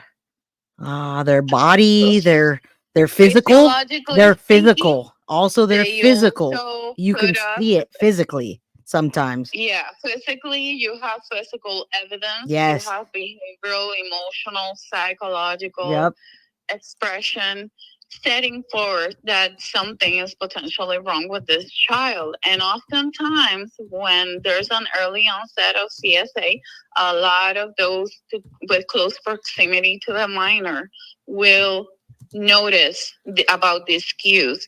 So this is why I am telling you that it is impossible for me to acquire a position in which I will find Jennifer Soto innocent. Right. Not. Because it is impossible. To me personally, it is impossible because your child has endured years of abuse. It means that you neglected your child and you were not an engaged mother. You did not know about your child's laundry, Right. about soiled underwear, about physiological changes, Right. about pain. You know, one of the biggest cues when it comes to children being CSA'd early on, well, she was 8, 9 years old when Right. all of this took place, is pain in the abdomen. Because physiologically speaking, that child was underdeveloped And to that's what take I was on. yep, that's what I was telling you about the person that's close to me, pain in the abdomen, and it happened to be something else, but that probably Yeah. started with that, and it, so Yeah. that's good to know. Oh, yeah. So when you are addressing this type of cases in which the mother expresses that they have not known, you have to become very logical and you have to have a very clear compass into, okay, well, she is expressing that she did not know. Let's use the logic. Let's not become emotional. Yeah. Let's not have a hyper response as to, go immediately to the judgment zone. We have to understand if that could be a possibility, and it cannot be a possibility because you might have neglected your child in one way or the other for you not to take on these cues. Right. Physiological cues, behavioral cues, psychological cues, emotional cues. It only takes a couple of minutes for you to go out there and see how the grandmother, through an interview, stated that Maddie didn't want to sleep alone, that Right. she was a child of many fears. Right. So that right there That right is there is huge. valuable information that should be further and dissected to the third power Right. to understand that these were environmental cues that your child was setting forth, and what did you do with this information? Another thing is that I have, when you go out there and go to the databases to see what cases presented similar environmental factors than Maddie's, right? Right. To Maddie's, I meant to say. You come across some studies in which the one of the parental figures experienced parental alienation. Was parental alienation a factor playing in this case? Right. And parental alienation in some states are properly addressed in family court. Explain. Meaning that, Explain parental alienation for people that don't understand that. Okay, parental alienation takes place when one of the parental figures keep the child from the other parent, right? Whether it be for financial gains, whether it be for inflicting pain, whether it be for the micromanaging the child, or the parent, making sure that the child is not sharing certain information with the other parents. Right. Or maybe they didn't want. Maybe she didn't want him to find out or know. Maybe if she would have went over there more often, or was wasn't keeping her from the other parent, they would know more and ask more questions. Also. So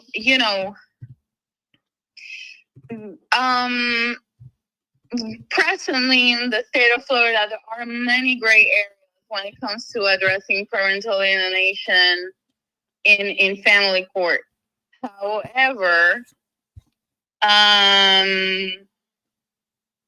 they post weight when the court, the judge is deciding, things like custody, like visitation rights, like finding other parents or giving them word, hey, if you keep the child from the other parent and you do this again, the court is gonna hold you responsible for this. And they are taking it into consideration. And some other states, they do. Do we know if that happened though? I mean, are we, or you're just talking generally? We don't know if that happened, but we do know that what we hear is that Jen had her most of the time and was raising her. We don't hear much about the dad, so I'm going to assume that she had her most of the time.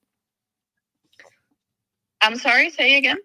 What I'm saying is the parental alienation. We're just talking about that candidly and what it is. We're not saying if we know or don't know that happened in this case, right?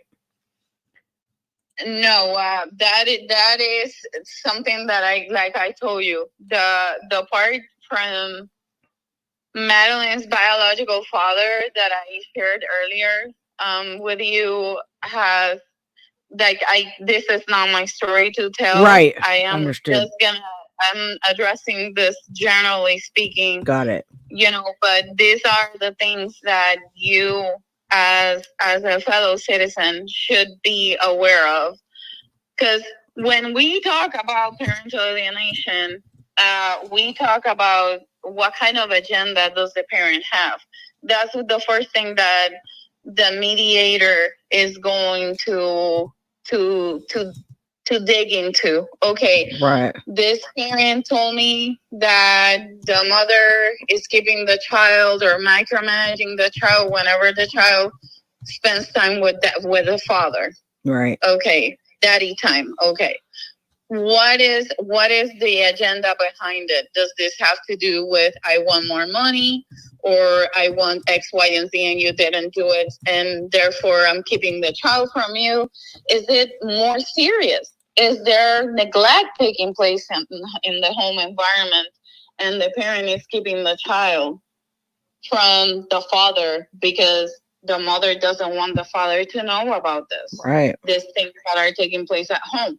So this case is very complex.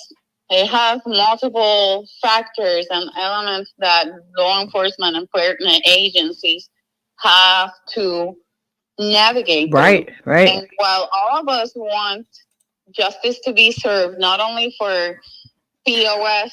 Yeah.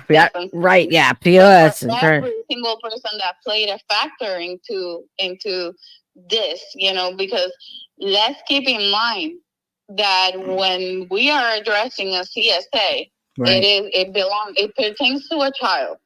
Absolutely. So there's gonna be a passive or an active facilitator always, because you don't see children roaming free. No, we don't. Okay, so for people to understand what a passive or active facilitator is, it's either from a neglectful or disengaged parent that is facilitating the child to the perpetrator, right, or in an accident. And that's what that's what the narrative is now. And only because people are starting to hold parents accountable, as we should. Do you know about the Ethan Crumbley case, the school shooter that recently happened? Yeah, and those were disengaged and guess what? They're both convicted now. Yeah. So that case is classical when it comes to setting premises. But this is the first time it's the first time parents have been held accountable in a court of law for something like that happening. Exactly. And they're setting the right premises. Yes. And that's what we want you to help do. I'm loving this, because when you set the premises and why some people do not understand why it's critical for you guys on the media platforms to continue to voice these concerns and continue to air these cases until they are properly addressed. Why? Because we want to send a message to all entities from the government to understand that we're paying attention, number one. Right. Number two, we are expecting a positive outcome in which you will be held accountable, every single person that contributed Absolutely to this tragic loss. So that is what we call premises. Legally speaking, with the Ethan case, they set the legal premises for other parents to be warned. Yes. That if you are a disengaged and neglectful parent, and your child goes out there and claims another child's life, you are going to be held accountable. Or if you place your child in harm's way yourself, and exactly and you didn't do your due diligence in knowing what type of person you were opening your door to, yeah, you should be going to be held accountable. Absolutely. And this is the precedent we want to set for every single person everywhere, not just in Florida, in California, in Georgia, in Tennessee, and in whatever, right? Every single in this particular state, we need the government to understand that we're going to continue to have these cases unless they set the right premises for people to understand. This is serious. Very if serious. You're going to have a sloppy life, hand your child over to the other parent who deeply cares about the child, or to the grandparents, or to someone. And it doesn't have to be foster care. But at the very bottom level, let's say that Jen was just oblivious, right? Let's just say she was oblivious and not very smart, which I don't think is the case. But at the very minimum, she was just oblivious and didn't catch it, right? She was still neglectful and she still needs to be held accountable for that. On the next level, totally. Level number 2.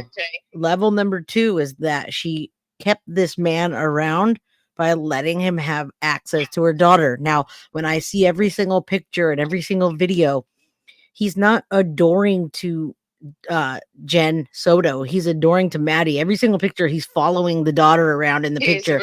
Or yes, Reddit. Where I'm playing with my girlfriend's daughter. We're coloring or whatever, painting. But the pictures say it too. He's always following her around. He's never talking about the girlfriend. He's talking about the girlfriend's daughter. If she didn't see that, I'd be very surprised. So yeah, and also the grandma.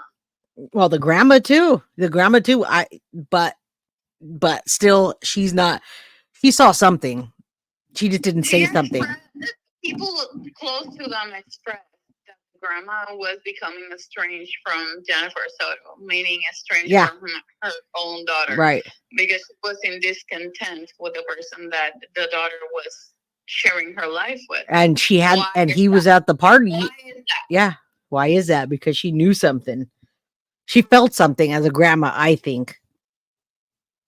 Okay, so can you put pride aside and reach out to the biological father and the stepmom? She should have. I agree. Why didn't she? Well, if you see her, you can kind of see that she has a lot of pride and probably a big ego. I hate to say that. Exactly. Should you deal with children with ego?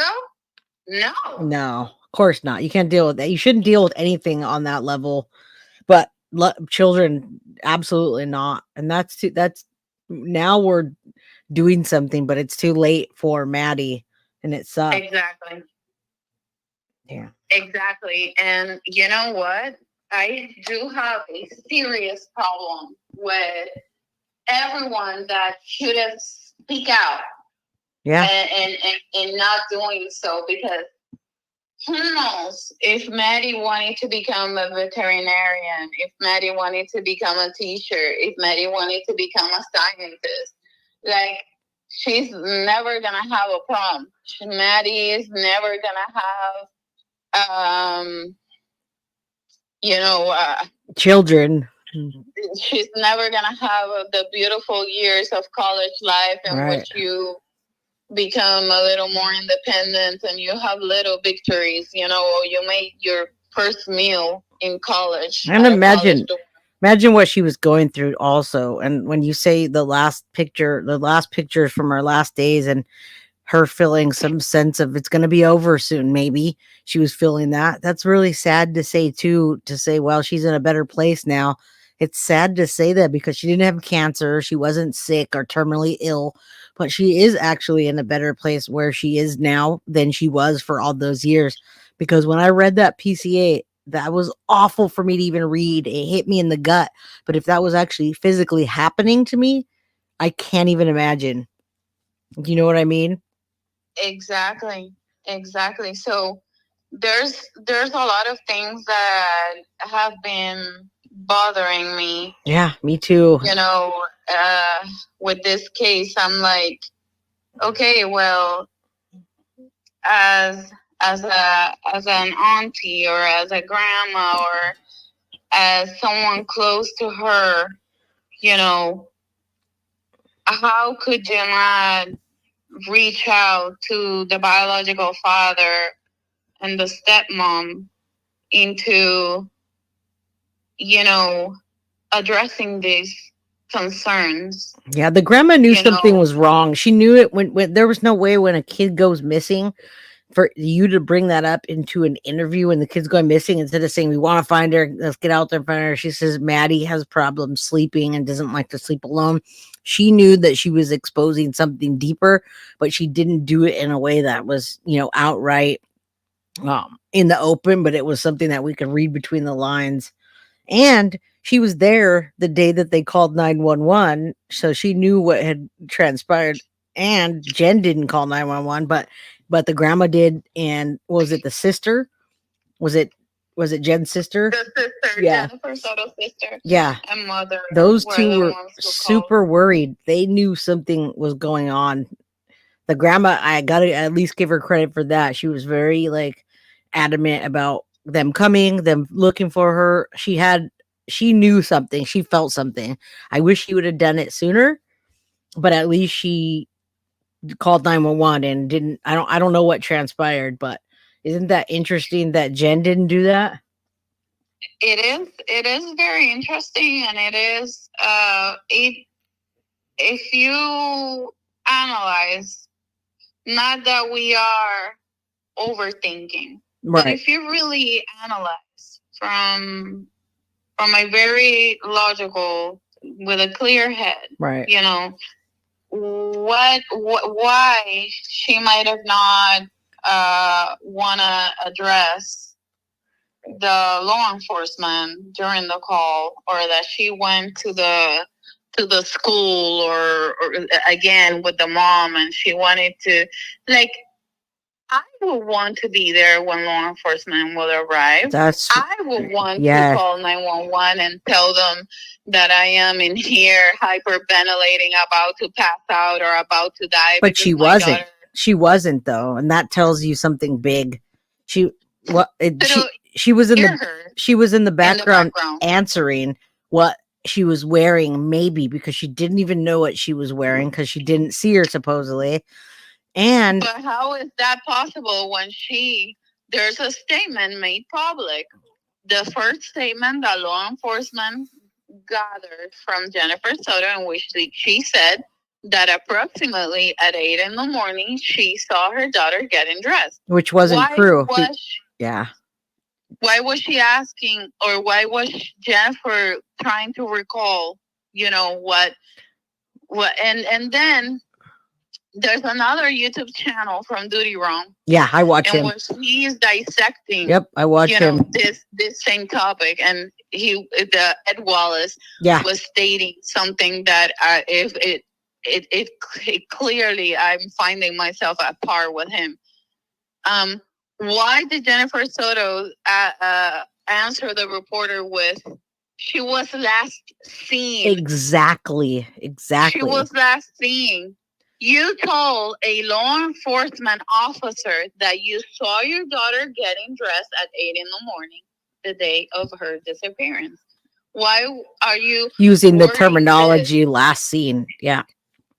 distancing, Yeah. Jay? Yeah. She's And distancing herself she was distancing from. herself from the 911 calls and then leaving. So the law enforcement didn't have to see her reaction when they got there. That's what I truly believe, is that she distanced herself the whole time, because there would have been body cam when they arrived and she would have been there and they would have got her reaction to her missing. And she didn't want that because we saw it on the videos later. Exactly. So going back to why I think that she should be held accountable, because it'll set the right premises for other mothers to understand that um, um, relationship hopping, number one, and that is the term. Relationship hopping Right. means that you hop from one relationship to the other, to the other, to the other.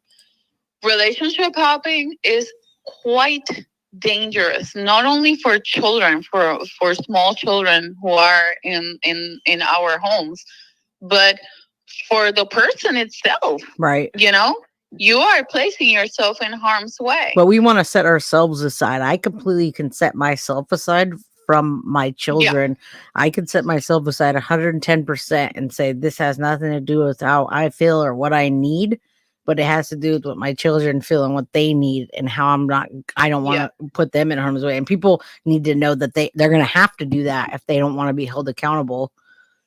If they don't want to be held accountable, you have to exercise um uh care, personal diligence as a mother or a don't father. be one. Don't be one. Give your kid to the other parent. Exactly. And if you are gonna conduct these activities and whatnot, then you need to leave the child with your mother, with the grandma, with the grandpa, with someone that you entrust at 1,000% with your child, and not expose that child to this person, because you need to get to know the person right prior to exposing the child to this person that you're dating or that you are even cohabitating with. Why was Madeline exposed to Stephen Young and then Stefan Stearns, and then who else knows? I mean, I think she set aside. Was there another person? Because I haven't seen anyone addressing this, Jay. I have not. Was there another person living in that home? Yeah, I don't know. That's why everybody's like, where is Jen to answer these questions? Why was is there she a roommate? Was there I don't know. else? I don't know. I don't even know where. We have to establish a very, So we're only going to get those answers if somebody comes forward that lived there, was there, or Jen herself, which a mother. Maybe you'll be surprised, Jay. I've seen people calling that's true. Other fellow YouTubers or someone posting in a chat. Please call me. I have information about this. I need to. No, you're right. And how the neighbor did the Ring camera, someone might have like noticed on a regular somebody being there, and somebody.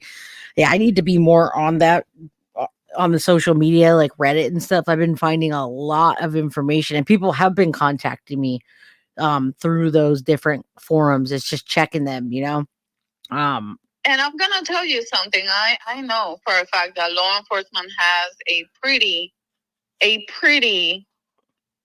good idea to what took place in here. They simply cannot compromise the investigation. Yeah, I understand. This is one of the reasons why the biological father and the stepmother have been wanting also. Well, first of all, because they are experiencing a lot of difficulty emotionally speaking. I can't imagine. But second of all, because they do not want to compromise this investigation in any shape or form. Yeah, they don't. Somebody could walk free. Jen could walk free. They don't even have her right now. She can get on a plane and go anywhere, as far as I know. I'm pretty sure that she cannot. I'm pretty sure that law enforcement already informed her that. Okay, I hope they're not expecting her to take off. To take off, but definitely they are not gonna tell her either. Don't go on vacation, because law enforcement wants to know how is she going to behave. Right, right. But we don't want a So, Casey Anthony situation, or even a Kayla Montgomery situation where Casey Anthony got off completely. Kayla Montgomery's already, did she either just getting out or she just got out, and she was there the whole time that happened. mm-hmm. So if she does happen to flip on Stephen Stearns and tell all, that people are going to be real angry if she gets off on this, or if she never gets arrested. I can tell you that um, this is where my faith strengthens in the system, Okay. because they, thanks to people like you, like Vinny Politano, Right. like Yep. Doogie Ron, all of you, All like heroes. Ray Hughes, all of you have made this case so out there and so prominent that even people from all walks of life and around the world are following. Yeah. That law enforcement and permanent agencies know that all of our eyes are on them. So my faith strengthens in the fact that they know that a lot of people are paying attention, and I feel like they are gonna do rightfully so through this case. Yeah, I think so too. And I have to put faith in the justice system, and I do, and that's why I do this, and I bring this out there, and I try to see the good and what comes out, who talks, and what the police are doing. I have to put faith that they did the right thing. For you know, even if they mess it up big time during this investigation with the pictures and other things, that's okay. They messed up big time, and but we haven't had a trial yet, and it may come out like, okay, this is what we let you know, but we didn't let you know this yet, and we had to dig deeper to find out. I want to know about the medical discovery. I personally, one of the things from discovery that I am eager to find out would be medical discovery. Did she get taken to the hospital with a UTI or with infection, or did the pediatrician contact DCF? Are there cases out there in which DCF intervened, in the home environment of Jennifer Soto? Yeah, we don't know. Exactly. Another part of the discovery that I'm eager to find out would be, is there any documentation for custody? Or why did Jennifer Soto not allow the biological father to properly recognize Madeline? What was her motive? What was behind that? Not from a gossipy standpoint. No, but for us to have a complete psychological, complete learning from what's happening, and to make sure it doesn't happen to the next kid. Everything that went wrong, so that we can right it wrong. And that's that was the major reason I contacted you, was about the Madeline Soto Act, honestly, because I knew that you were taking action and doing something. And I know that when a child goes missing, or a child is found deceased, and parents fight and fight and fight for that act, there's not a parent fighting for that act right now. It's you and your team that's doing it. And it's interesting that's another reason too. I was like, wait a minute, why is she doing this and why is Jen Soto not out there doing it? The biological dad. It's not only us. It's from the biological. Yeah, understand. Yeah, now I understand. Make that very clear. It is very clear. Yeah, it's very clear. Yeah. But because I kept hearing about the family. That's all I keep hearing is the family's grieving. Let them grieve. And I'm like, who is the family? Because I only knew about Jen Soto. I didn't know about until the other day when I read that statement. I didn't realize, right? Because it wasn't put out there, but at least the public's not blaming him. Thank God. Thank God, with all he's going through. And I'll tell every viewer now, don't even say his name unless it's a prayer for him. he's done everything he can, and let him grieve. Let that part of the family grieve. Yeah. That's I mean, not okay. Do not come I'm, after I'm, him. I'm gonna tell you that you have to, like, me in my position, I have to thread carefully. Our North has to do with Madeline. It has to do with Madeline's legacy. Right. It has to do with righting our wrongs so that these type of cases come to a decline. It has to do with walking our community to proper healing. A lot of people that come to the memorial are beyond broken because they share survival stories, and Right. they ask themselves, did I not speak up on my personal grievances? And this is why we continue to have these cases. Can we do something different? Even if I place myself in a vulnerable position in which I am voicing out there my very personal story of survival. Right. Should we do that so that, even if I feel exposed, so that the many of us that have survival stories could, produce robust data and cases from which the government can thread for better and more proactive policies. The existing policies are setting forth on one thing. They have not been properly implemented. No, they're And old. children They're do not also know what old. to do. They have not been updated. Exactly. And this is one of the worst cases that I've heard about in a really long time. It should not In have the gone that modern, far. yeah, It should not have in the gone that modern far. day. Modern day, nothing's been updated since then, and this should have been caught a long time ago. When you as a person, just a spectator in the beginning, went and looked at the Stephen Stearns Reddit, and you said, "Oh no, this is going to be bad," just based off of his grooming and his attention that he put towards his girlfriend's daughter. It only took you a few I'm gonna minutes. tell you something. This is not my story to tell, but I can share this much with you. Yeah, no, There's a fellow advocate in our group, right? This fellow advocate had a child being picked up by a non-custodial figure, okay?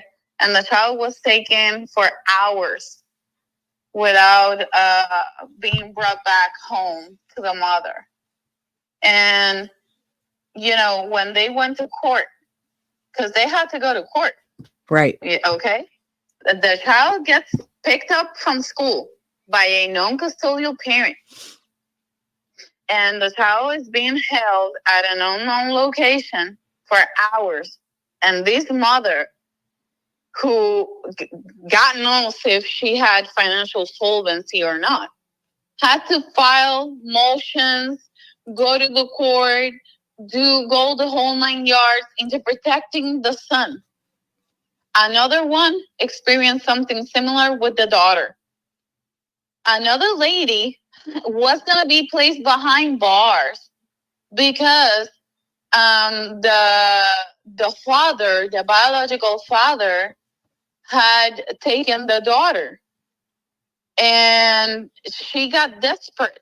Right. And she started acting up with law enforcement because they were not doing anything. Right. They weren't responding. And the father that picked up her daughter was molesting the child. Yeah, yeah. He had a history of molestation. Yeah. Yes. Yeah. So and she had to hire an attorney. She got herself in debt. She had to take out loans. People were pitching money to help her. And there are so many cases that have been brought up to me, and I'm like, what do I do? You know what? Same thing. I'm getting all kinds of people. There's one person I'm talking to almost on a daily basis, and her story. And again, she's. I'm not going to say her name or anything, but what happened to her daughter with the biological dad? She broke up with him. He got mad. He drugged her and he raped her really bad, like bad, rough. And this was like 13 years ago. He only got like 2 years. He was in and out, and he was the bio dad. So Oh my The guy only goodness. literally she went through the whole process. Now they're both damaged to this day, but they've done therapy and so forth. It's been 13 Mhm. years since it's happened, but she is completely broken. Both of them are broken from what happened, and the guy only got 2 years. I What justice is there in that?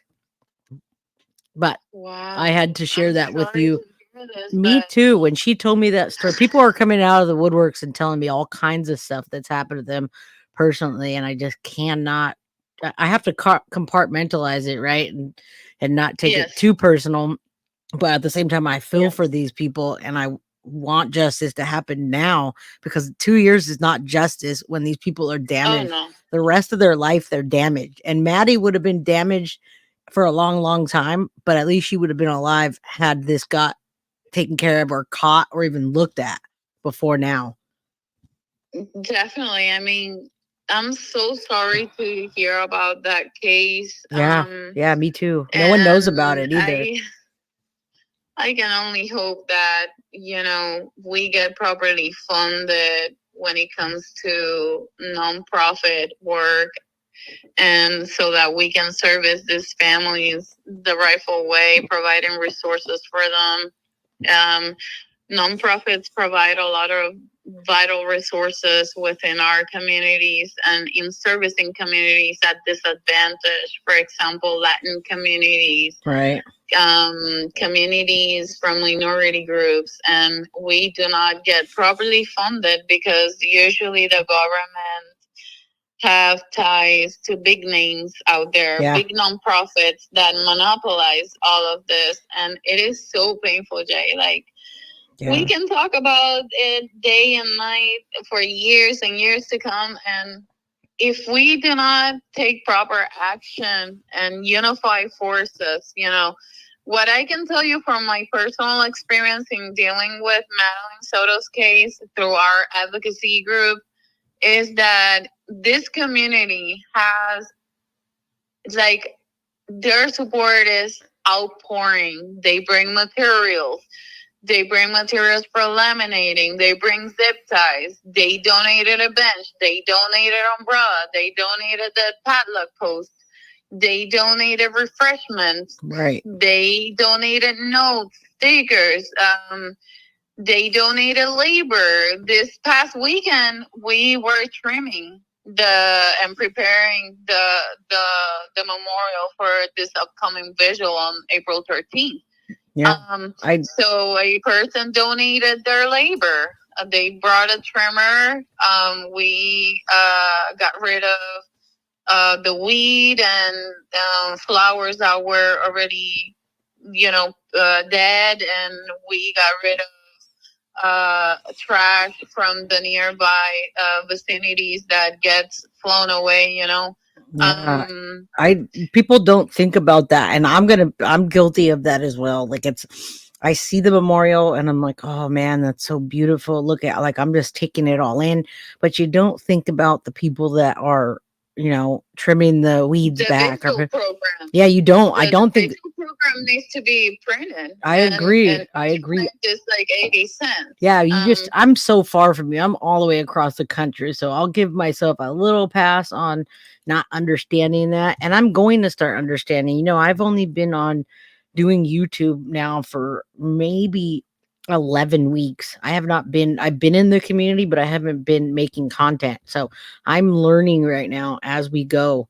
um, so you're helping me to learn and I'll get better and I'll be able to help the outreach of things because my numbers are growing every single day and people are listening and And I'm people are glad. thank you. People are reaching out that have important things to say and that's what I'm interested. I'm not interested in gossip. I only want facts, reason and logic. I don't want, you know, the emotional drama of he did this or she said that. I only want the Yeah. important things to come out and I want Yes. people to know about the vigil, first of all, and I want to know how hard you guys work to do that, to make that happen, because I think a lot of us don't understand that, you know?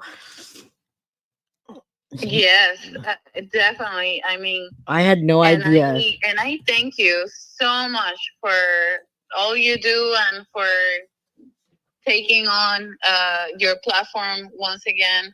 and for conveying a very clean message out there, as opposed to, making content for garnishing followers. Yeah, We no, have not a at lot all. of those cases. Yeah, You no. know, and this needs to be treated with the sense of urgency and seriousness Absolutely. that Those it deems. two key words, Yeah. urgency and seriousness, and also with kid gloves, because it's a kid and I'm not upset. I want to see the medical examiner report, but I tell my viewers and everybody else, you know what?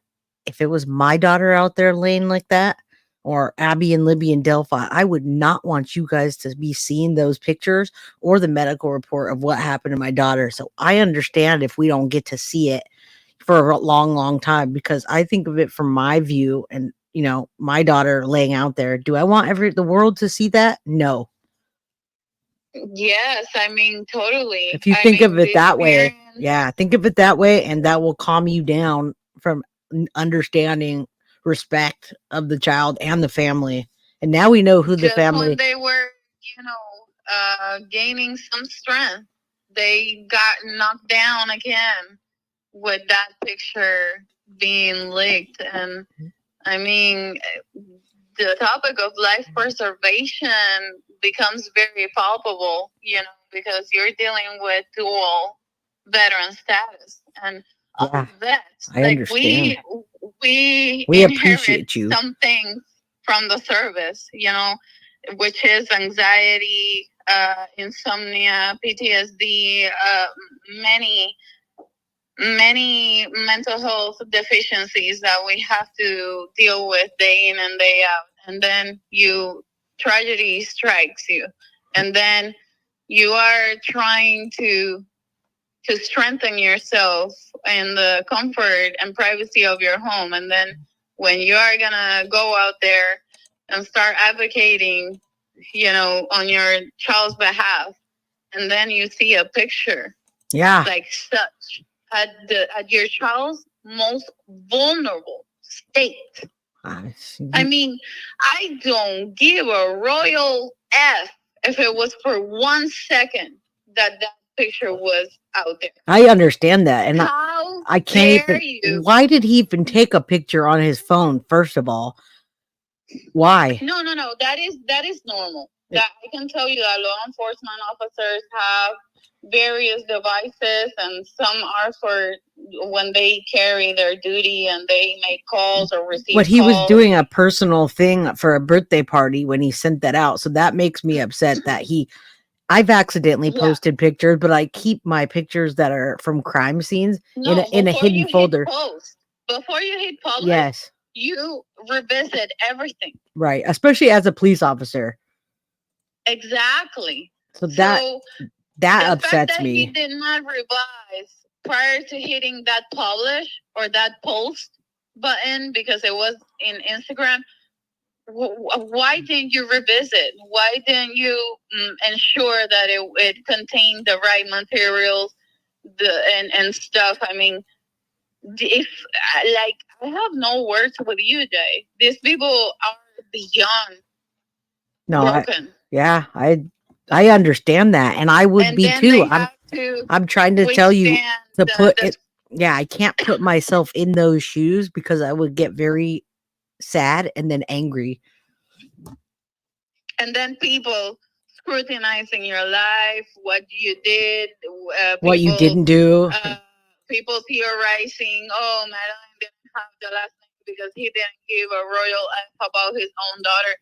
People don't know. Well, they need to know at least that the family that they're talking about is her biological family, and we know it's not Jen, so we know it's the dad's side. We're going to see it at the vigil as well, I assume. The vigil is probably going to be televised, right? Yes. Okay. It will be live streamed from the Facebook. Okay. So if I can get that.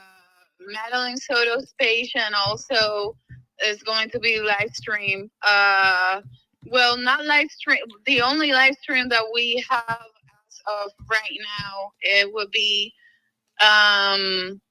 The Facebook page, Madeline Soto's page, and What's it called? Is it just also called Madeline Soto? the media. I sent it to you. Okay. They are not letting anyone in presently because they had so many people, requesting to join, and then things are getting way out of hand. But I will let admin know about you, so that they can give you access. Also, media, news channels are gonna be broadcasting at the vigil. Right.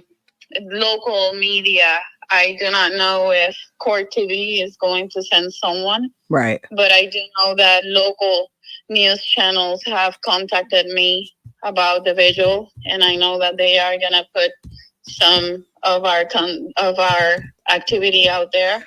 Right. I definitely want to. Yeah, I'd rather run through like the page or something because I don't want to cut out a lot of stuff. I want to, show it as it is. So I'll try to find some kind of stream. I don't want to go from the news. I want to go through the actual. What I can do with you is that we can coordinate something with the media group that they donated services. Right. Their media services had been donated, and they are gonna be flying their drones, and yes, they are gonna be recording everything, taking pictures for social impact, and also to hand over to the pertinent agencies that in the near future will be knocking doors to over for advocacy, so that the government sees how much this community has been hurting, because it's not only Madeline's case, but this specific community in St. Cloud had James Cox case, Santa. Yeah, I heard about that. That's crazy. And then the Santa case, and then Madeline, unfortunately, and then that's a lot. And the community is on their knees right now. A lot of children are expressing their grievances and concerns, and we want to document everything for those purposes, for advocacy, and also for us to bring positive changes to the community and for the government to know that we are out here hurting, and this topic should never ever be politicized. Right. I agree. But it happens. It happens because they have an agenda, and money talks when the agenda comes in that they want to, put forward, and that's too bad. But we can step aside from that and do something. Hopefully, anything we're doing that we can without that agenda, obviously. And we wanted to live stream as well because there's people following from all. I'm gonna live stream geolocations. I'm gonna live stream on my channel if I can get the right live stream. I'm gonna run the live stream through it and talk to people as we live stream. So I'll do it, live, obviously. Yeah, because people need to. We need to mourn collectively and heal collectively, and we want to prepare everyone for what's ahead of us. I mean, on the 24th, we're gonna have the pre-trial. The trial is pending for May 13th, although I do have a strong feeling that that date is going to be pushed. Right. But we have to prepare the community for what's ahead. We need to provide a space for them to be comforted and reassured that we need to have faith and exercise civility when it comes to law enforcement and pertinent agencies who have been diligently working on this case day in and day out, and they're human beings. They do have their own lives and families and children as well. Yeah, and I'm sure it weighs heavy. I mean, not sure, I know it weighs heavy on them. If it weighs this heavy on me and I'm like way not even around there, just hearing this stuff and people sending me things about the case and about them personally, it's got to be heavy on them, and it's got to be in their mind 24/7, so we got to have give them a little bit of grace, even for even for the officer that messed up and hit the send button, he shouldn't have done that. But people make Yeah. mistakes, but they should learn from that and not. I honestly think they shouldn't use their personal phone for something that's work related or cross the two ever.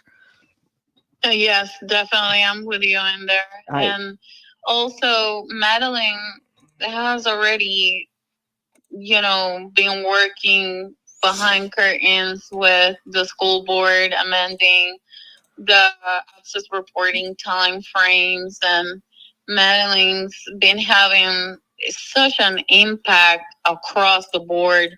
And we also wanted to utilize the vigil also for those purposes, because the program that we made for Madeline's vigil, at the very end of the program, the pamphlet is going to have important information, because there was a girl right, that came to the memorial and she was asking questions for a friend.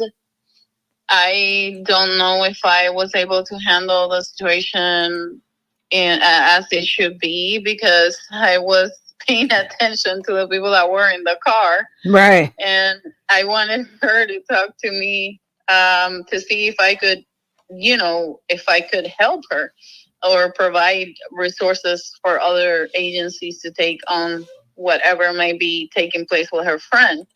Uh, so this girl came, she was crying.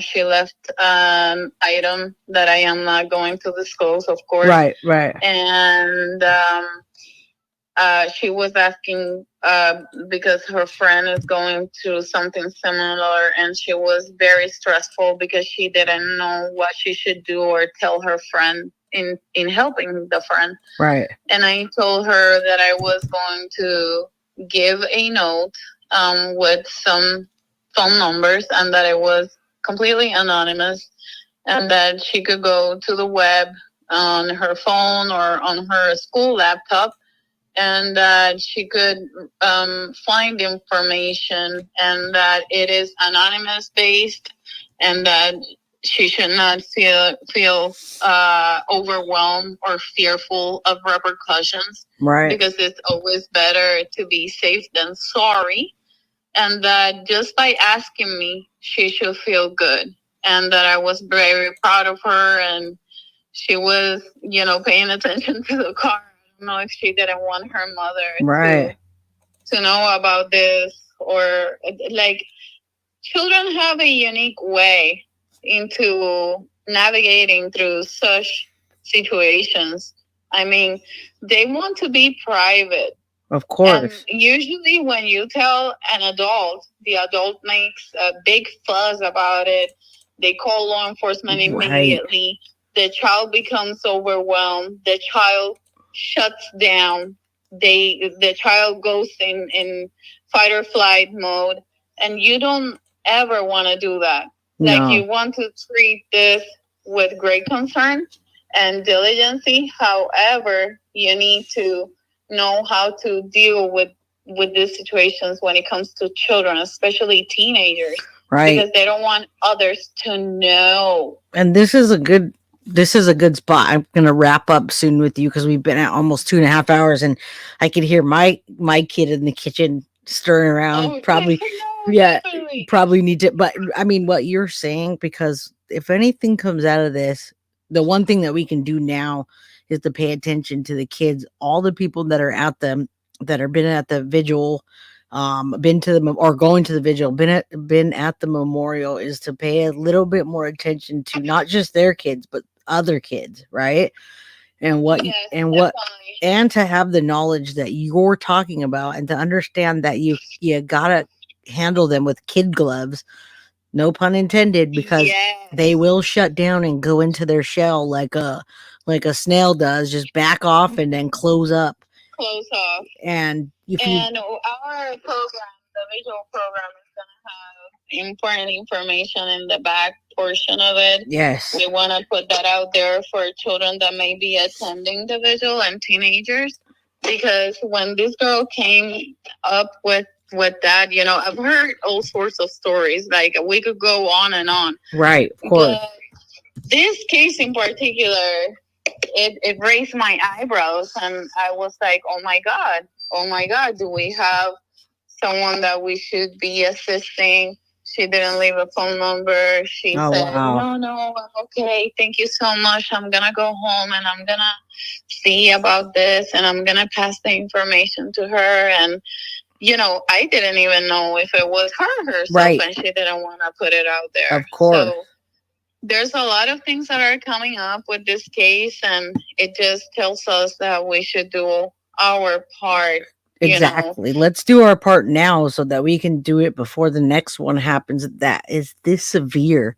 This is such a severe case, man. This should not have gone as far as it did. We should have known about it, and then it shouldn't have gone to the extent that Maddie's not here. There was Most definitely. There were so many signs that were missed by everybody. Yeah, I mean, definitely. We'll keep in touch. Yes. What time is the vigil? Can... Give me the vigil time, and then I'm trying to add you to the different, or add myself to the groups. Someone will need to accept it if it's not an open group. And yeah, what time is it? The vigil. The vigil is going to be Florida time. Yep. 5:30 to 6:30. Okay. April 13th. I'm gonna send you the information here on a text message. Okay. And I am gonna get back at you to with the information on how can we link up devices so that you can live stream it. That would be awesome. I can tell you, and we'll figure that out. But I use StreamYard, and I could always send a link. Or if you have a live stream, I can just live stream what you're streaming through my app. So we can figure that out when you let me know how you're going to do it or where it's going to stream.